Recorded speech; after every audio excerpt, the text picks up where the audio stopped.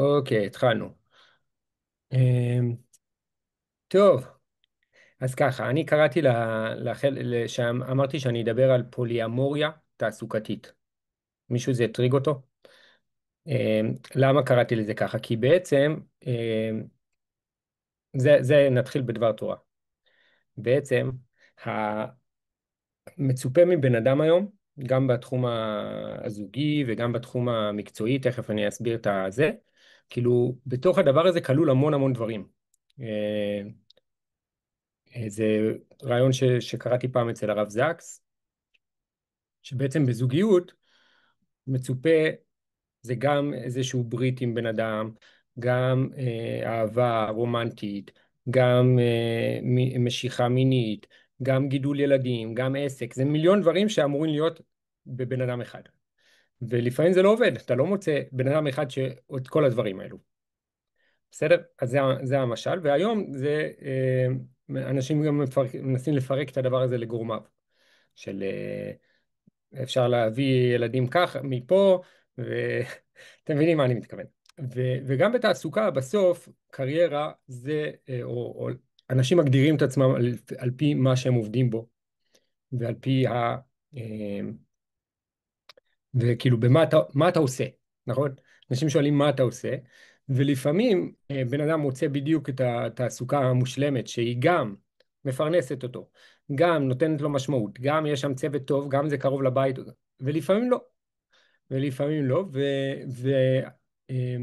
ואני רואה יותר ויותר מהניסיון שלי ואנשים שאני נפגש איתם, זה שאנשים מחפשים את את הגיוון הזה של העסק, דבר ראשון, לא עוד לפני הפרנסה, בשביל כל מיני דברים, בשביל לפתוח את ה... לפתוח את היחסים עם מקום העבודה, בקיצור, אם אני חוזר לנמשל, וזה אומר שנגיד יש מקום עבודה שהוא מאוד מאוד יציב, אבל לפעמים מבאס שם, מבחינה, או מונוטוני שם, אז לפעמים מה שצריך בן אדם בשביל לא לעזוב, שזה מאוד מאוד יזיק לו לעזוב עבודה יציבה והכל, מה שהוא בסך הכל צריך זה איזשהו, עוד איזה עיסוק בערב או בסופי השבוע או משהו כזה, וזה משחרר איזשהו, אה, איזשהו מועקה מאוד גדולה. כי לפעמים אנחנו מוצאים 80% בתעסוקה שלנו, וחסר לנו את האקסטרה הזאת, וזה יכול להיות גם האקסטרה כמה אלפי שקלים שאנחנו רוצים. בסדר? נגיד המשרה היא כמעט טובה, מספיק. אבל אנחנו צריכים עוד איזה 5,000 שקל בחודש, ואנחנו מספיק כישרונים בשביל למצוא עוד תעסוקה מהצד. אז זה סוג של דרך שאני רואה את כל העולם הזה של עוסק זעיר ועוסק פטור כדרך לחשוב על זה. וזה עוד לפני שדיברנו על שוק התעסוקה ולאן הוא הולך והפגיעות שיש לשכירים שתלויים במקום עבודה אחד. גם כשמוצאים מקום עבודה נהדר, יש לזה מבחינת שבירות, כמו שטלב אומר, זה דבר מאוד מאוד שביר. כי, כי ברגע שמשהו משתנה במשק או בשוק הספציפי הזה, או שמגיעה תחרות וזה, אתה יכול למצוא את עצמך בלי כלום. מסור ככל שהיית למקום העבודה. ובעצם, אה, ואתם מבינים לבד שה-AI והדברים האלו הולכים להשפיע על שוק התעסוקה אה, בכל מיני כיוונים. ואני חושב שדבר אחראי לעשות זה לגוון את מקורות התעסוקה, או לפחות להיות מוכנים עם עוד מקורות תעסוקה ומקורות הכנסה, סליחה. זה יכול להיות אותו תעסוקה, אבל עוד מקורות הכנסה מעבר למשרה מלאה במשהו. בסדר? אז זה שני ההקדמות האלו, שתי ההקדמות האלו, זה קשור בעיקר לשכירים שרוצים לגוון. יש פה מן הסתם בזום גם אנשים שהם בעיקר עצמאים. בסדר, איזשהו הערות על ההקדמה הזאת, אני אחרי זה אגיד לכם עוד רעיונות שלי, אבל זה מה שרציתי לפתוח איתו, לפני שאני מעביר לאחיה. תרגישו חופשי להדליק מיקרופונים ולשאול דברים ולהעיר או להגיד או להנהן.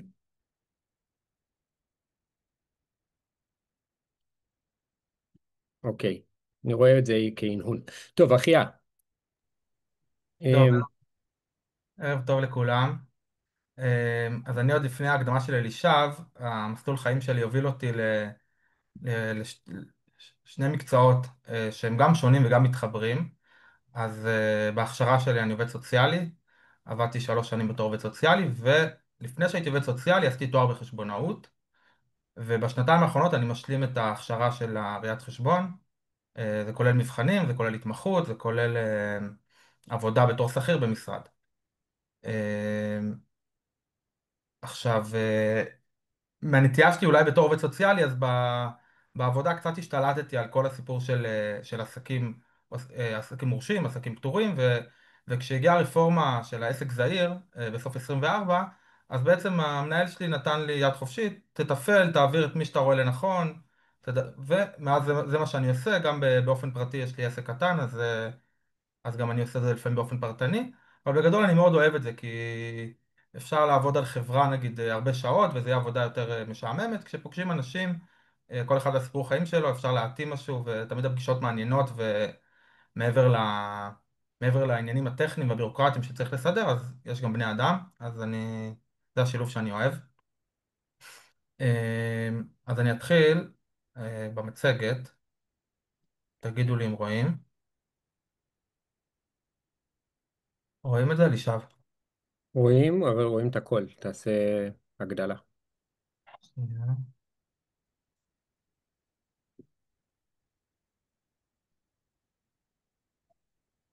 יותר טוב?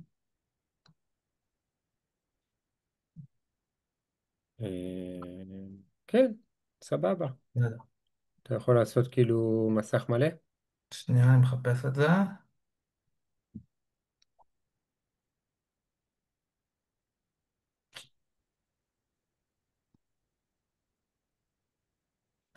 כיף שכולם פה, וזה. טוב, למה לא עובד לי המסך מלא? לא נורא, זה אחלה בסדר. ככה. אוקיי, אני מתחיל במצגת השנייה. ככה, בעצם יש שאלה שחוזרת על עצמה, אני עוסק פטור, האם אני יכול לעבור לעסק זעיר, אם אני צריך לעבור לעסק זעיר? אז השאלה הזאת היא בעצם לא נכונה, כי בישראל יש 3 רשויות מס, אחת מהן מתפקדת גם כביטוח, אז אנחנו נדבר על זה בהמשך. שבעצם מול כל רשות אני יכול להיות מוגדר בצורה שונה. לפעמים זה לבחירה שלי, לפעמים זה תלוי בנתונים האובייקטיביים, ולכן בעצם אנשים יכולים להיות גם עסקים פטורים וגם עסקים זעירים. עכשיו, למי הזום הזה בעצם מיועד?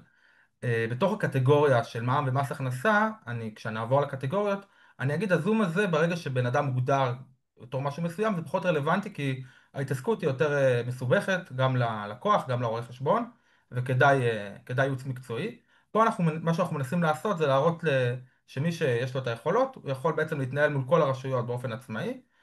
כמובן שהוא לוקח אחריות על התוצאות, ושהוא צריך לדעת שהוא עושה את הדברים הנכונים.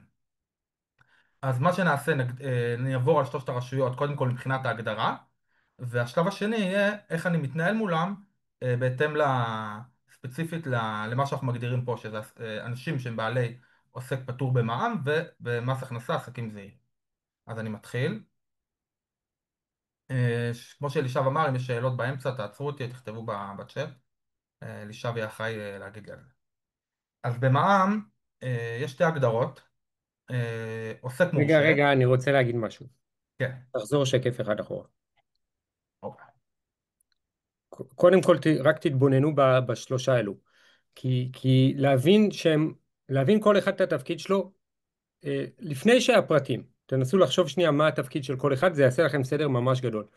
מס הכנסה זה מאוד פשוט. כמו שכירים, יש עצמאים. הם צריכים אתה מכניס כסף, המדינה רואה בזה איזשהו אירוע מס, זה שאתה מכניס כסף, ותשלם לנו חלק. בסדר? ככה רוב המדינות בעולם עושים, משלמים מס הכנסה. למה? ככה. כי זה אחלה דרך לגבות מאנשים כסף בדרך לפי כמה שהם מכניסים. זה אחד. השני שהוא פחות אינטואטיבי זה מע"מ. מע"מ תלך לשקף הזה. מע"מ זה לא מס שלכם, זה מס קנייה שאתם גבאי מיסים עבור המדינה.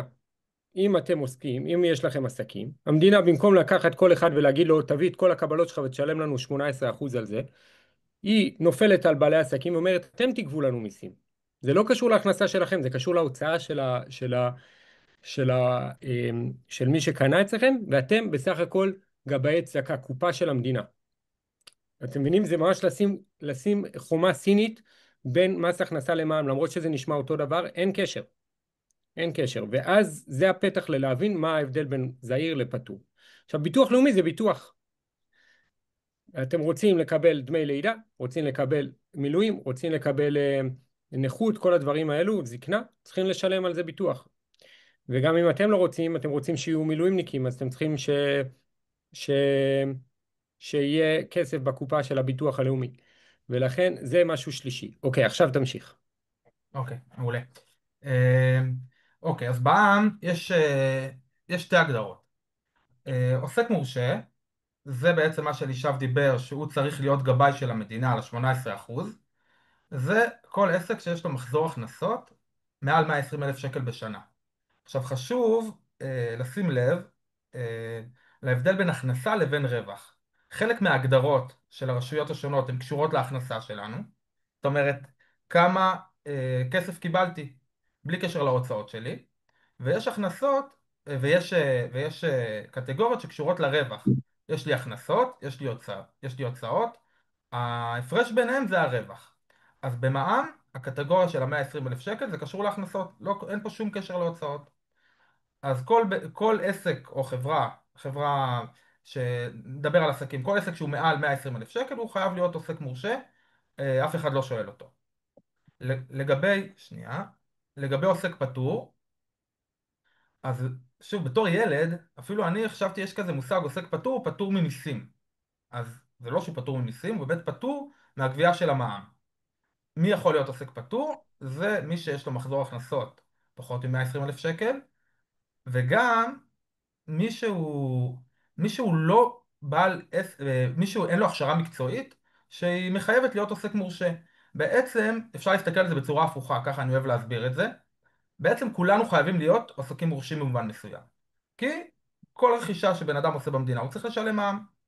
המדינה נותנת הטבה מיוחדת לאנשים שהם גם בעצם מכניסים קצת, פחות מ10,000 בחודש, וגם אין להם מקצוע כאילו אמיתי, שהמקצועות האמיתיים כאילו זה פסיכולוג ומהנדס ורואה חשבון ועורך דין. זאת אומרת עורך דין ו...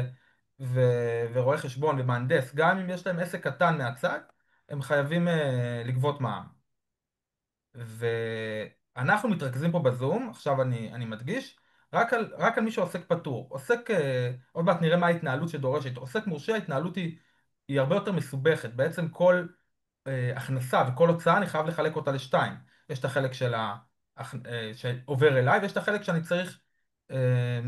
צריך לשלם למדינה, וגם חלק מההוצאות שלי אני יכול להזדכות, ואז אני אשלם למדינה פחות מע"מ. אבל מי שרלוונטי לו להתנהל לבד, שזה המטרה של הזום הזאת, אז הוא צריך להיות מתחת ל-120 אלף שקל, ולא מקצוע מחייב.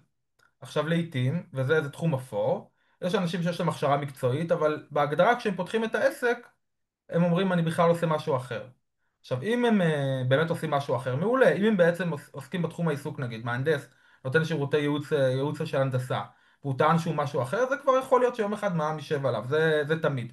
אבל מה שאנחנו נספר בהתחלה למע"מ, בדרך כלל הם יאמינו לנו. כל הרשויות מאמינות לנו רוב הזמן, עד שהן יכולות לבוא לבדוק אותנו.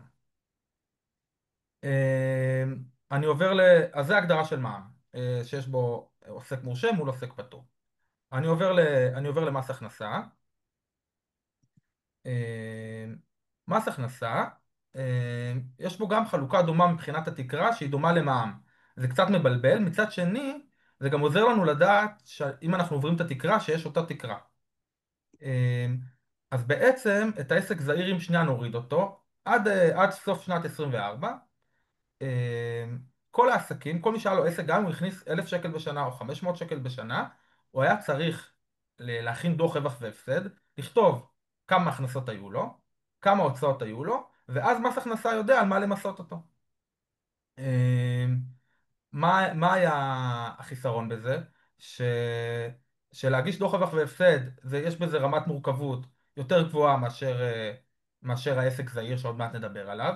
אז בעצם יצא לי לטפל לא מעט בחבר'ה שפתחו כזה תיק ב-22, הכניסו 3,000 שקל בשלוש שנים, כי הוא לא באמת היה פעיל, אבל באיזשהו שלב מתי הם נזכרו שיש להם עסק, שמס הכנסה שלח להם, יש לכם קנסות, או יש לכם אפילו עיקול בנק, תלוי כל אחד כמה הוא לא היה מחובר, ואז הם צריכים נגיד עזרה מקצועית ששווה איזה 3,000 שקל, 4,000 שקל, כל אחד בכמה שהוא פיגר, ו, וגם זה היה כאב ראש, גם בירוקרטיה וגם אף אחד לא הרוויח מהעסק. אז זה מה שהיה עד היום בכל העשרות שנים האחרונות של המדינה. עשו רפורמה שהדבר המרכזי בה בעצם שבשביל לעמוד בקטגוריה של עסק זעיר קודם כל, אז צריך שמחזור ההכנסות יהיה פחות מ-120,000 שקל, וגם צריך לציין בניגוד למע"מ זה נתון לבחירה. זאת אומרת, אם אני מכניס 50,000 שקל ואני רוצה להיות עסק רגיל שמכין דוח רווח והפסד, כי יש לי הרבה הוצאות, אני עדיין יכול לבחור להיות עסק רגיל. זאת אומרת, עסק זעיר זה תמיד בחירה של הבן אדם, כי זה מטיב איתו. איך זה מטיב איתו? כי המדינה אומרת, אתה מקבל 30% הוצאות באופן אוטומטי, ואז יש חיסכון שגם לא צריך להגיש, לא צריך להכין את הדוח רווח והפסד, ובהמשך נראה גם מה ההתנהלות שהעסק זעיר כן צריך. אבל בגדול זה חוסך הרבה עבודה. עכשיו, כל בן אדם יכול לשאול את עצמו, בעצם זה עובד ככה. אם יש מישהו שלא משלם מס, בכל מקרה, מכל מיני סיבות, כי הוא גר בעוטף עזה או בצפון, או שיש לו הרבה ילדים, או שהוא לא מרוויח הרבה, אז עדיף להיות עסק זעיר, אין עניין בכלל להתחיל להתעסק עם הוצאות. מי ש... מי שיש לו שיעור מס גבוה, אז פה יכולה להיות התלבטות, נגיד מישהו יכול להביא הוצאות של 40% במקום ה-30% של העסק הזעיר. הוא יכול לשאול את עצמו האם זה משתלם לו המאמץ של להביא עוד 10% של הוצאות, להכין את הדוח רווח והפסד המלא, בדרך כלל לשלם יותר לרואה חשבון. זה כבר שאלה שכל אחד צריך לשאול את עצמו האם משתלם לו, ובאמת זה נתון לבחירה. בגדול זה עסק חדש, אבל לפי ההנחיות, אני לא יודע אם מקפים אותם עדיין. נגיד עכשיו אני עסק זעיר ובחרתי להיות עסק רגיל בשנת 25, עשיתי את המעבר חזרה, אז גם בשנת 26 וגם בשנת 27 אני עדיין אהיה עסק רגיל.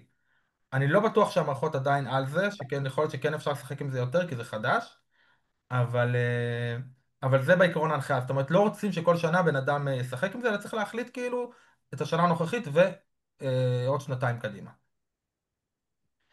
אז, אה, אבל שנייה, רק אמרת כן, שגם עוסק מורשה, אה, בגלל שהוא חייב, נגיד פסיכולוג, הוא חייב לרשום את העסק מההתחלה כמורשה מהשקל הראשון, הוא עדיין כן, יכול להיות עוסק זעיר. נכון, בדיוק. זאת כי אומרת, זה כי המערכות הן לא קשורות. ברגע שמבינים שזה שתי מערכות, אין קשר. אין מורשה קשר. זה לעניין חובת להיות גבאי מע"מ, וזעיר זה לעניין דיווח על הכנסות והוצאות. נכון. עכשיו, בדרך כלל מישהו עוסק מורשה, הוא בכל מקרה צריך להגיש את ההוצאות שלו, של המע"מ, אז כבר יהיה לו נוח להיות עסק רגיל הרבה פעמים, כי הוא יוכל לראות אם זה יוצא יותר מ-30% או פחות מ-30%. זאת אומרת, אם הוא ירצה להגיש דוח, בכל מקרה כבר הוא אסף את כל מה שצריך כמעט. אבל באמת זה הגדרות נפרדות. אני כן אעיר פה הערה שראיתי דיון על זה בקבוצת רואי חשבון, כדי שאני לא אגיד פה משהו שבטעות מישהו יעשה משהו לא נכון. בגדול, יש עדיין חובה, לכאורה, לשמור את ההוצאות איפשהו. זאת אומרת, נכון שהמדינה נותנת 30% הוצאות, אבל תאורטית אפשר לשאול אתכם איפה ההוצאות האלה. עכשיו, זה קצת מוזר, אני, וזה נראה לי לא... מה זה? כן. כן, לא הייתי דואג מזה, אני אגיד לך למה. כן, אמרו עד 30% מוכר אוטומטית, זה די כתוב שם, ותמיד יש לכם תיעוד, רוב הדברים נעשים דרך אשראי. אם חס וחלילה יהיה לכם ביקורת וזה, זה לא שלא תוכלו. מי שמדווח במערכת עוסק זעיר, יורד לו אוטומטית 30%, הוא לא מצהיר על איזשהו זה. נכון, אז הוא בסדר כן, גמור. זה- ואם משום מה יבקשו מכם למצוא את ההוצאות, אז יש אותם באשראי, מוציאים תדפיסים והכל בסדר, אבל זה לא סביר בעליל, אחיה, אתה לא צריך להגן על עצמך משפטית פה. בסדר, אתה יודע, התחום. אוקיי. בסדר. אה, יש שאלות או שאני ממשיך להגדרות של ביטוח לאומי? בסדר. אה, אחרי זה אתה מסביר איך עושים כן. בפועל. קודם כל אני חושב שחשוב, בגלל עוד פעם הבלבול העיקרי של אנשים מדברים על עוסק פטור וזעיר ולא מבינים אם הם גם וגם, או שהם צריכים לעבור, אז בעצם המעבר הוא בין עסק רגיל במס הכנסה לבין עסק זעיר. נכון. לעסק רגיל אין איזה שם רשמי, וברגע שקולטים את ההפרדה בין הרשויות השונות, אז אפשר באמת להגיע לפרקטיקה איך עובדים. כן. איך עובדים. אז ככלל אצבע, כל רוב האנשים הם, כדאי להם להיות זהיר, או תכף נדבר על הדאונסייד של זה, אבל רוב האנשים כדאי להם להיות זהיר מהסיבה הפשוטה ש30% הכנסה, א', שהם לא צריכים את הדוח השנתי, ב', שהם לא צריכים הצהרת הון, שזה כאב ראש ועולה כסף, וג', שאצל רוב הרבה הרבה עסקים 30% זה מאוד נדיב, הם לא יגיעו לבד ל30%. מי לא כדאי לו לעבור לזה? מי שיש לו המון הוצאות בשביל להכניס, לא יודע, מישהו שבונה פרגולות, וחומרי הבנייה זה 60-70% מהעלות של הפרויקט, אז ברור שלא כדאי לו להיות עוסק זעיר, כי ינקו לו רק 30%. איזה עוד סיבה, אחיה, יש לא להיות עוסק זעיר? אה, איזה עוד סיבה? בגדול, כשבן אדם הוא עסק זעיר, הוא לא עושה בדיקה מול רשויות המיסים על ההחזרי מס שמגיעים לו. זאת אומרת, היה איזה יתרון לבעלי עסקים, שבגלל שהם הגישו דוח מלא, שדוח מלא כולל את כל ההכנסות כשכיר, את ההכנסות מהעסק על ידי דוח רווח והפסד, וביטוחי חיים ותרומות. ואז בעצם על הדרך כל בעל עסק היה עושה סוג של החזר מס. כיום, שתכף נגיע גם להתנהלות, אז בעצם עסק זעיר הוא חוזר להיות במובן מסוים כמו שכיר, עושים תיאום מס, אבל הוא לא יקבל בהכרח דברים שמגיעים לו חזרה, דרך המערכות. אה, אז כאילו אתה מאבד את היתרון של להיות על זה. כן. כן, אה, אבל יש עוד, מבחינת המספרית, יכול להיות ששווה להיות פטור, חוץ ממי שיש לו הרבה הוצאות? שווה להיות עסק רגיל? עסק רגיל, כן? לא, לא, מי שמצליח להביא יותר מ-30% הוצאות, אז צריך לבדוק את זה. כי הבנתי. לפעמים יכול להיות שגם 30% הוצאות מספיקות לו כדי לא לשלם מס, לדוגמה. אז חבל על כל ההתעסקות. זה בדיקה אישית של כל בן אדם. אה, כן, אלי ששאל אם החישוב הוא בלי קשר למשכורת שלכם כשכיר, זה 120,000 שקל וזהו. נכון. ומה לגבי תגמולי מילואים? תגמולי מילואים לא נכנסים לזה. לא מילואים, לא אבטלה ולא כל קצבה אחרת. למרות שחלק מהתגמולי מילואים יכולים להיות, נגיד תגמולי ביטוח לאומי יכולים להיות בגלל העסק, עדיין הם לא נחשבים לתוך המחזור של העסק. פצצה. כן. טוב, תתקדם. אה, נקודות זכות, שי שואל. נקודות זכות. אז תכף נגיע לזה, בסדר? כשנגיע אני מסיים את ההגדרות ואז נגיע להתנהלות של כל רשות. בסדר? אה, ביטוח לאומי זה אה, זה אחד מהדברים הכי מיוחדים אולי שיש בתוך כל הסיפור הזה של בעל עסק. בביטוח לאומי יש שתי הגדרות, יש הגדרה של עצמאי, שהוא גם משלם בביטוח לאומי, וגם אם יש אירוע ביטוחי, שאירוע ביטוחי, הדברים הכי נפוצים, הדבר הכי נפוץ בעבר היה דמי לידה, כי כולנו פה נולדנו. היום המילואים גם מאוד משנים את הכדאיות, האם להיות מבוטח על העסק או לא. ועצמאי שאינו עונה להגדרה, הוא לא משלם ביטוח לאומי, או כמעט ולא משלם ביטוח לאומי, ומצד שני הוא לא מבוטח, שזה חיסרון. אני אזרוק פחות או יותר את המספרים, אני אשלח את המצגת הזאת אחרי זה לכל מי שרוצה, או שבו נשלח בתגובות.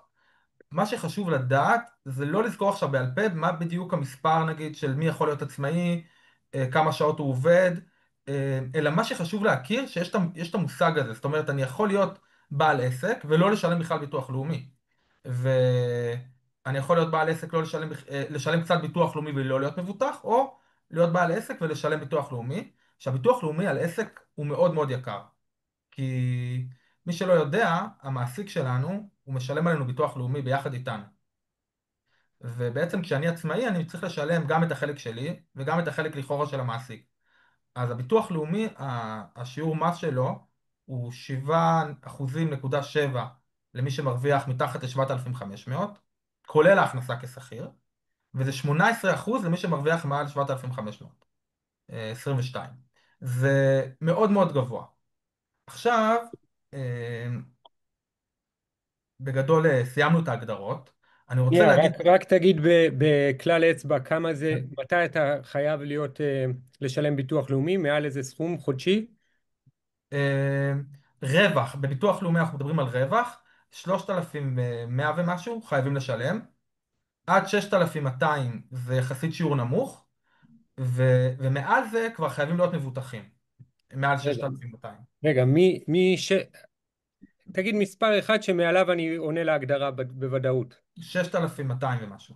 אוקיי, אז תהיו איתי שנייה. מי שמרוויח מעל 6,200 אין לו דיון. כדאי לו מהר ללכת, ברגע שאתם עוברים את הסכום הזה, ללכת לביטוח לאומי ולבקש לעדכן אותם. יש שם טופס שמעדכנים את השכר. למה כדאי לעדכן אותם?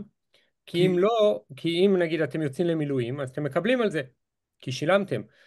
ואם אתם לא תעדכנו, אז אמנם אתם לא תשלמו לביטוח לאומי, אבל מתישהו הם יעלו על זה שעליתם מעל 6,000, הם יחייבו אתכם רטרואקטיבית, אבל הם לא ישלמו לכם על לידה או על מילואים או משהו כזה רטרואקטיבית, כי אתם לא הייתם מבוטחים. לכן צריכים להיות פרואקטיביים פה. מישהו עובר את 6,200, בעזרת השם כולם, כאילו שהם ירצו להגדיל את העסק שלהם, הולכים לביטוח לאומי ומעדכנים אותם שעברתם את זה כדי להיות מבוטחים מהרגע הראשון ולא בדיעבד. כן, שנייה, עוד משפט אחד. מי שהוא מתחת 6,200 ועדיין הוא רוצה להיות עונה להגדרה, למה? כי נגיד הוא יודע שיש לו, הוא מג"ד והוא עושה 200 ימי מילואים בשנה והוא רוצה לקבל על זה כסף, אז הוא מעדכן, כי אפשר לענות להגדרה לפי שכר, אמרתי 6,200, אחי אמר, או לפי כמה זה גדול בחיים שלך, כמה שעות אתה עובד על זה בשבוע, שזה הגדרה מאוד פלואידית כי אתם יכולים להמציא. אז גם מישהו שמכניס 2,500 שקל והיא לקראת חופשת לידה או לקראת מילואים, אז יש איזו נקודה שבה שווה לשלם את הביטוח לאומי וגם לקבל את הכסף, למרות שאתם לא חייבים מהדין. זה מובן מה שאמרתי? תעשו עם הראש משהו, אין לנו מושג מה. בסוף. אוקיי, זה ממש משמעותי. נגיד, אני כל המלחמה בשנה הראשונה לא הייתי מיינדד לזה, ולא קיבלתי ביטוח לאומי על הכנסתי כשכיר, כי לא הייתי עונה להגדרה. וזה כעצמאי. מבאס. אם הייתי יודע, ואי אפשר בדיעבד, הם לא, זה כמו ביטוח, אז זה מאוד מבאס. מישהו הדליק מיקרופון ושומעים אותו.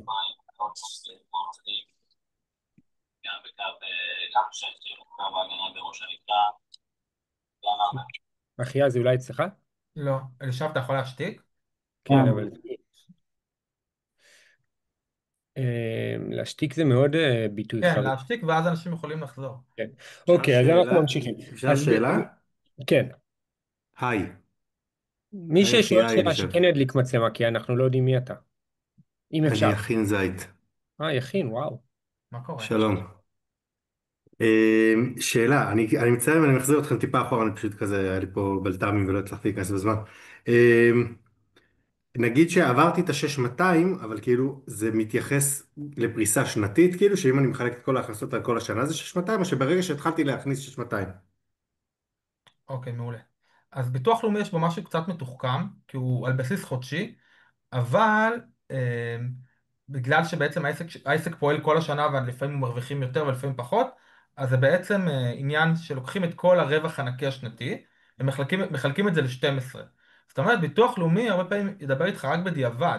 אם תוך כדי השנה חשבת שאתה מכניס 5,000, מרוויח 5,000 בחודש, ובסוף שנה התגלה שיותר, רק אז הם יחייבו אותך למפרע. אז זה משהו שאתה צריך לשים לב, שאם אתה לא רוצה להיות מבוטח ש... ולשלם פחות, אז אתה צריך לשים לב שאתה לא עובר את זה.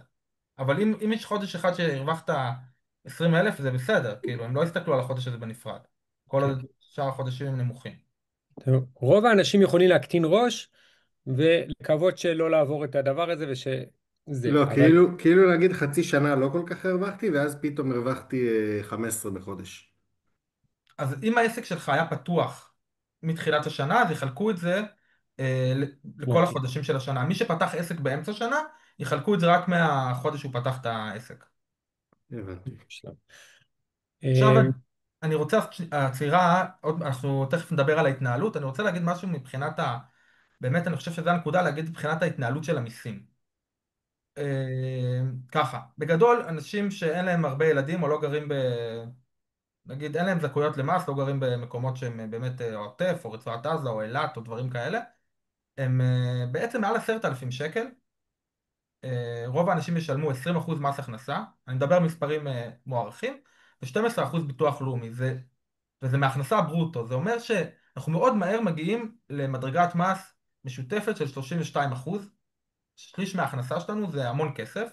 מי שעובר את ה-16-17 אלף זה כבר, הוא כמעט משלם 50% מס, אנחנו תמיד חושבים על כאילו מי משלם את כל המיסים, מגיעים לזה, עוד פעם, יחסית מי שמרוויח, עובד קשה ומוכשר, אז הוא מגיעים לזה מהר. עכשיו אני נגיד לצורך העניין מרוויח 10,000 שקל, ויש לי התלבטות, אני יכול עכשיו לעבוד בעוד משרה, להרוויח נגיד לצורך העניין 5,000 שקל, ואני אשלם על זה שליש מס, ביחד מס הכנסה וביטוח לאומי, שזה המון כסף. האופציה של לפתוח עסק מעבר לדברים שאלישב אמר בהתחלה, היא מאפשרת לי, כל עוד זה עסק קטן, ביטוח לאומי אני לא משלם בכלל, אני חוסך 12%. ומס הכנסה, בגלל שהם נותנים לי הוצאות, לצורך העניין 30% הוצאות, זה יוצא במקום 20% מס, מס אפקטיבי של 14%. זה אומר שאני יכול לחסוך כמעט 20% מס, רק על ידי זה, ורק על ידי שפתחתי עסק. וככל שאני עולה גם במדרגות מס, 16,000 או אנשים שמרוויחים 22,000 ומעלה, אני יכול לחסוך בעצם הרבה מס הכנסה ואת ביטוח לאומי לגמרי, שזה דבר שהוא אי אפשר לעשות אותו בתור שכיר, בתור שכיר אין משחקים. אה, אין הוצאות למעט, זה דבר שלא כל כך מכירים, מי שנעזר ברואה חשבון או יועץ מס בשביל להגיש החזר מס, מותר לו להכיר בזה בתור הוצאה, בדוח השנתי של שנה אחר כך. אבל למעט זה לשכירים אין הוצאות, ובעצם תרומות, מס, יש תרומות. כן, תרומות זה זיכוי, כן, זה יש לכולם, זיכוי, כן, אני מדבר על הוצאה, כן. לשכירים אין הוצאות בגדול, וזה דבר נורא חזק, זאת אומרת אם אדם רוצה להרגיש לא מתוסכל שהוא רק עובד בעוד עבודה וישר לוקחים לו הרבה כסף, אז אפילו להיות מועסק בתור פרילנס במקום שני, יש לזה את היתרונות, יש לזה גם את החסרונות מן הסתם, אבל מבחינת מיסים, חד וחלק יש לזה הרבה יתרונות. עכשיו החלק היותר פרקטי, בעצם מה אני צריך לעשות אם אני מגדיר את זה, אנחנו מדברים פה בזום הזה על עוסק פטור במע"מ, עסק זעיר במס הכנסה, ובביטוח לאומי אנחנו משאירים את שתי האופציות כי באמת שתיהן רלוונטיות מבחינת הזום הזה. מצד שמאל אפשר לראות פה את הכניסה לרשות המיסים. רשות המיסים זה הרשות שאחראית גם על מע"מ וגם על מס הכנסה, שם הם ביחד, יש שם גם חלקים של מע"מ וגם מס הכנסה.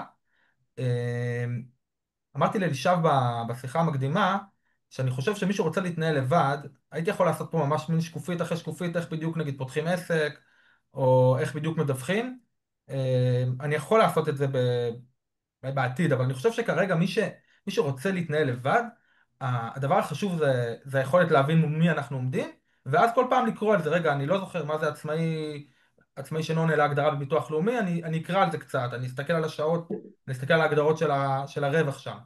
ו, ובעצם כשיודעים מה לחפש, שזה בעצם את ההגדרות שדיברנו עליהן כבר, ולרשות המיסים, לאזור האישי שלשם צריך להיכנס, מי שרוצה להתנהל לבד אז הוא מסודר. טוב, מע"מ רגע, זה... אבל לפני שאנחנו, פשוט יש פה 30 איש. מישהו מכאן הוא עוסק מורשה, אם לא, אז אפשר להתמקד ב, בעוסק זעיר. יש כאן מישהו שהוא עוסק מורשה שצריך לדעת על מע"מ? אחיה, סליחה שאני... מעולה, מעולה, אנחנו פה או שמישהו ששוקל לעבור לעוסק מורשה ורוצה ללמוד, אחרת נקפוץ ישר לפטור, כן. לזעיר. אה, סבבה, בוא נקפוץ. לא, לא, שנייה, אני רוצה לדבר על פטור, זה שנייה. אני אומר, קודם כל... ואני גם כאילו, אני לא יודע כאילו אם לעבור למורשה או לא, אני עוד כאילו בדיוק על הגבול הזה כזה, אבל אני אשמח לדעת, כאילו, בעיקר אני אוקיי. אשמח לדעת אם, כאילו, מתי זה קורה לי, ומה צריך לדעת וממה צריך להיזהר. אוקיי. מצוין. מעולה. אז נגיד כל מי שפה בזום פתח עסק או יפתח עסק, בשביל זה אתם פה. מה שצריך לדעת בתור עסקים פטורים, שאם עכשיו הכנסתם מתישהו במהלך השנה 120,000 שקל, או אתם לקראת זה, זה לעצור ולעשות חושבים. כי ברגע שעברנו את ה-120,000 שקל, אנחנו חייבים לדווח באותו רגע למע"מ, ולעבור להיות עוסק מורשה בשנת, נגיד עכשיו מישהו זה קרה לו, הוא לא שם לב, הוא עבר את ה-120, הוא צריך להיות לפני בעיקרון. הוצאות או אחרי הוצאות? לא, זה לא קשור להוצאות, מע"מ זה לא קשור להוצאות. מע"מ זה 120,000 שקל בשנה, אין הוצאות. ו... ובעצם מה שממליצים לעשות למי שהוא באזור, אבל עכשיו אנחנו באמת בסוף שנה, זה לדחות ההכנסות לשנת 26, להגיד לאנשים אל תרשמו לי עדיין, נחכה עם זה כדי להרוויח עוד שנה ולהיות עוסק פטור. מי שעכשיו מגיע ל-120,000 שקל הכנסות ועובר להיות עוסק מורשה, הוא צריך להיות ב-25 וגם ב-26 וגם ב-27. עם מע"מ פחות יש משחקים, מס הכנסה עוד אפשר, הם כזה בעצמם לא סגורים על הרפורמה של העסק זעיר, אבל מע"מ זה שנתיים, פלוס השנה הנוכחית צריך להיות מורשה, אז צריך לשקול את זה טוב. ההתנהלות היא יותר מורכבת גם ללקוח, גם לרואה חשבון, גם התמחור, וגם בעצם, בעיקר מול מי שנותן שירות לאנשים פרטיים, נגיד יכין, אז ברגע שאתה הופך להיות עוסק מורשה, אז או שאתה תשאיר את המחירים כמו שהם, ובעצם אתה תשלם הרבה מע"מ, ואתה תרוויח פחות, או שאתה תעלה את המחיר ואז לקוחות יכולים לעזוב, או כל מיני דברים אחרים, או שלקוחות לא יאהבו את זה. אז מעבר למורשה, בעיקר למי שנותן שירותים לאנשים פרטיים, צריך לשקול את זה בכובד ראש. עכשיו בגלל שאנחנו פה בזום, באמת מה עוסק פטור צריך לעשות? עוסק פטור, פעם אחת בשנה, הוא נכנס למערכת של רשות המיסים בינואר 26, והוא צריך לרשום שם, אני הכנסתי השנה 105,000, הכנסתי 50,000, הכנסתי 0, גם מי השנה שהסתיימה. השנה שהסתיימה, ואז בעצם הוא מקבל סוג של אישור להיות עוסק פטור עוד שנה. אם ב-25 הייתי פחות מ-120, אז גם ב-26 מותר לי להיות. וככה כל שנה בינואר, זה דיווח שלוקח, אחרי מי שכבר עשה את ההרשמה בפעם הראשונה, לוקח 5 דקות במקסימום. קוראים לזה הצהרת עוסק אבל אם פטור. אני מגלה בסיכום של 25 שעברתי את ה-120, אני צריך רטרואקטיבית לשלם מע"מ על כל 25? לא, אלא ב-25 על 120 אתה תצטרך להגיד שזה פטור, ועל מה שעברת תצטרך לשלם מע"מ. זאת אומרת, הרי אתה לא גבית באמת מע"מ, נגיד עברת ב10,000, אז מתוך ה10,000 יורידו לך את ה-18%, זה עובד הפוך, אבל לצורך העניין יורידו לך 18% ואת זה אתה תספוג. אף אחד, הלקוחות לא יחזירו לך כסף. אה, כן. אז זה, אה, אז זהו, אז זה ההתנהלות של מע"מ לעסקים פטורים, זה מאוד פשוט. אה, עסקים פטורים, אני שנייה אדבר על זה, הם מוציאים קבלות. יש, בשפת העם מדברים לפעמים על חשבוניות, לפעמים על חשבוניות מס, לפעמים על קבלה. חשבוניות מס, המושג הזה הוא קשור רק למי שהוא עוסק מורשה, זה בעצם, אני מצהיר למע"מ שהכנסתי הכנסה שהיא חייבת במס, שהמס זה בעצם המע"מ. כשאנחנו עסקים פטורים, אנחנו מוציאים קבלות, קבלה זה בעצם אומר, אני עכשיו קיבלתי כסף מליש"ב, איך קיבלתי אותו? בצ'ק, במזומן, בהעברה בנקאית, בביט. מי זה אליש"ב? תעודת זהות לפעמים, מוסיפים איזה משהו על השירות. הכי חשוב זה התאריך, כי בעצם כשעושים בדיקה, אם עושים בדיקה של ההכנסות של העסק, אז רוצים לראות שיש התאמה בין מה שאני רשמתי בקבלה, לבין חשבון הבנק שלי או הביט שלי. אה, אז באפליקציות השונות צריך לשים לב שאנחנו מגדירים את עצמנו נכון, כעסקים פטורים, ועסקים פטורים, האפליקציות בדרך כלל ידעו לאפשר לי רק להוציא קבלות, ולא לא חשבוניות מס. בסדר. אני עובר להתנהלות מול מס הכנסה, שזה התנהלות יותר מורכבת. אני מזכיר את העסק רגיל, עסק רגיל זה מה שכולם היו חייבים לעשות עד 24. הם צריכים לשלם מס, אז פעם בחודש או חודשיים היה צריך להיכנס למס הכנסה ולעשות איזה תשלום לפי מח- מחזור ההכנסות, היה צריך לשמור הוצאות, לשמור הוצאות זה היה סיוט להרבה אנשים, או שהם היו מפספסים, או שהם היו נזכרים בסוף שנה, או שהם מביאים דברים לא קשורים. זה חברות גדולות ועסקים גדולים חייבים לעשות את זה מן הסתם, אבל לאנשים שזה לא המרכז חיים שלהם זה לא כיף, ואני חושב שזה דבר ששווה כסף, זאת אומרת לא ה-30% הוצאות שהעסק זעיר שווה כסף, אלא כמה זמן אנשים היו משקיעים בלשמור הוצאות, זה שווה כסף, זה שווה את הבריאות הנפשית של חלק מהאנשים. עסק רגיל היה צריך להגיש דוח מלא בסוף שנה. דוח מלא זה בעצם ההכנסות של מי שבא לעסק, אם יש בן או בת זוג גם שלה, הכנסות כשכיר, הכנסות מעסק, ואז גם היה אפשר לצרף כל מיני זיכויים שונים, כמו תרומות, כמו ביטוח חיים, מי שגר ב... מי ששכח מי ששכח כל זכות שלו להגיד למעסיק, אז הוא יכול גם להוסיף את זה למפרע. אה, מה זה? אוקיי. אז זו ההתנהגות של העסק הרגיל, אנחנו רוצים לעבור לעסק זעיר שזה ההתמקדות שלנו פה, מה עסק זעיר צריך לעשות בשביל לעמוד בכללים.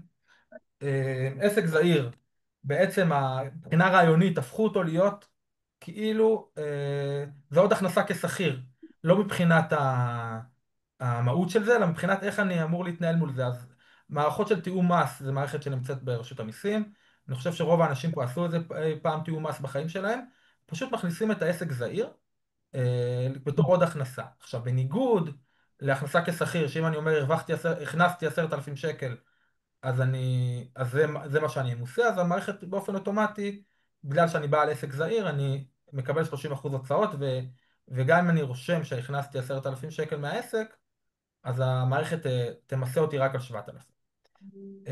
את התיאום המס צריך לעשות פעם אחת במהלך השנה, זה לא משנה אם בינואר 25 או בדצמבר 25, העיקר שזה יעשה. אני אגיד שנייה, היתרון של לעשות בתחילת שנה, שלא שוכחים את זה, אפשר גם לשלם איזה סוג של מקדמה, הערכה למס שאני אמור לשלם, לפי מה שהמערכת אומרת לי. החיסרון בינואר שאני לא יודע מה הולך איתי, אז כרגע נגיד אם בדצמבר אנשים יכולים בעצם באופן ודאי להכניס את כל ההכנסות שלהם כשכיר, ולדעת כמעט בוודאות כמה העסק הכניס במהלך כל השנה, ואז התיאום מס הוא מדויק.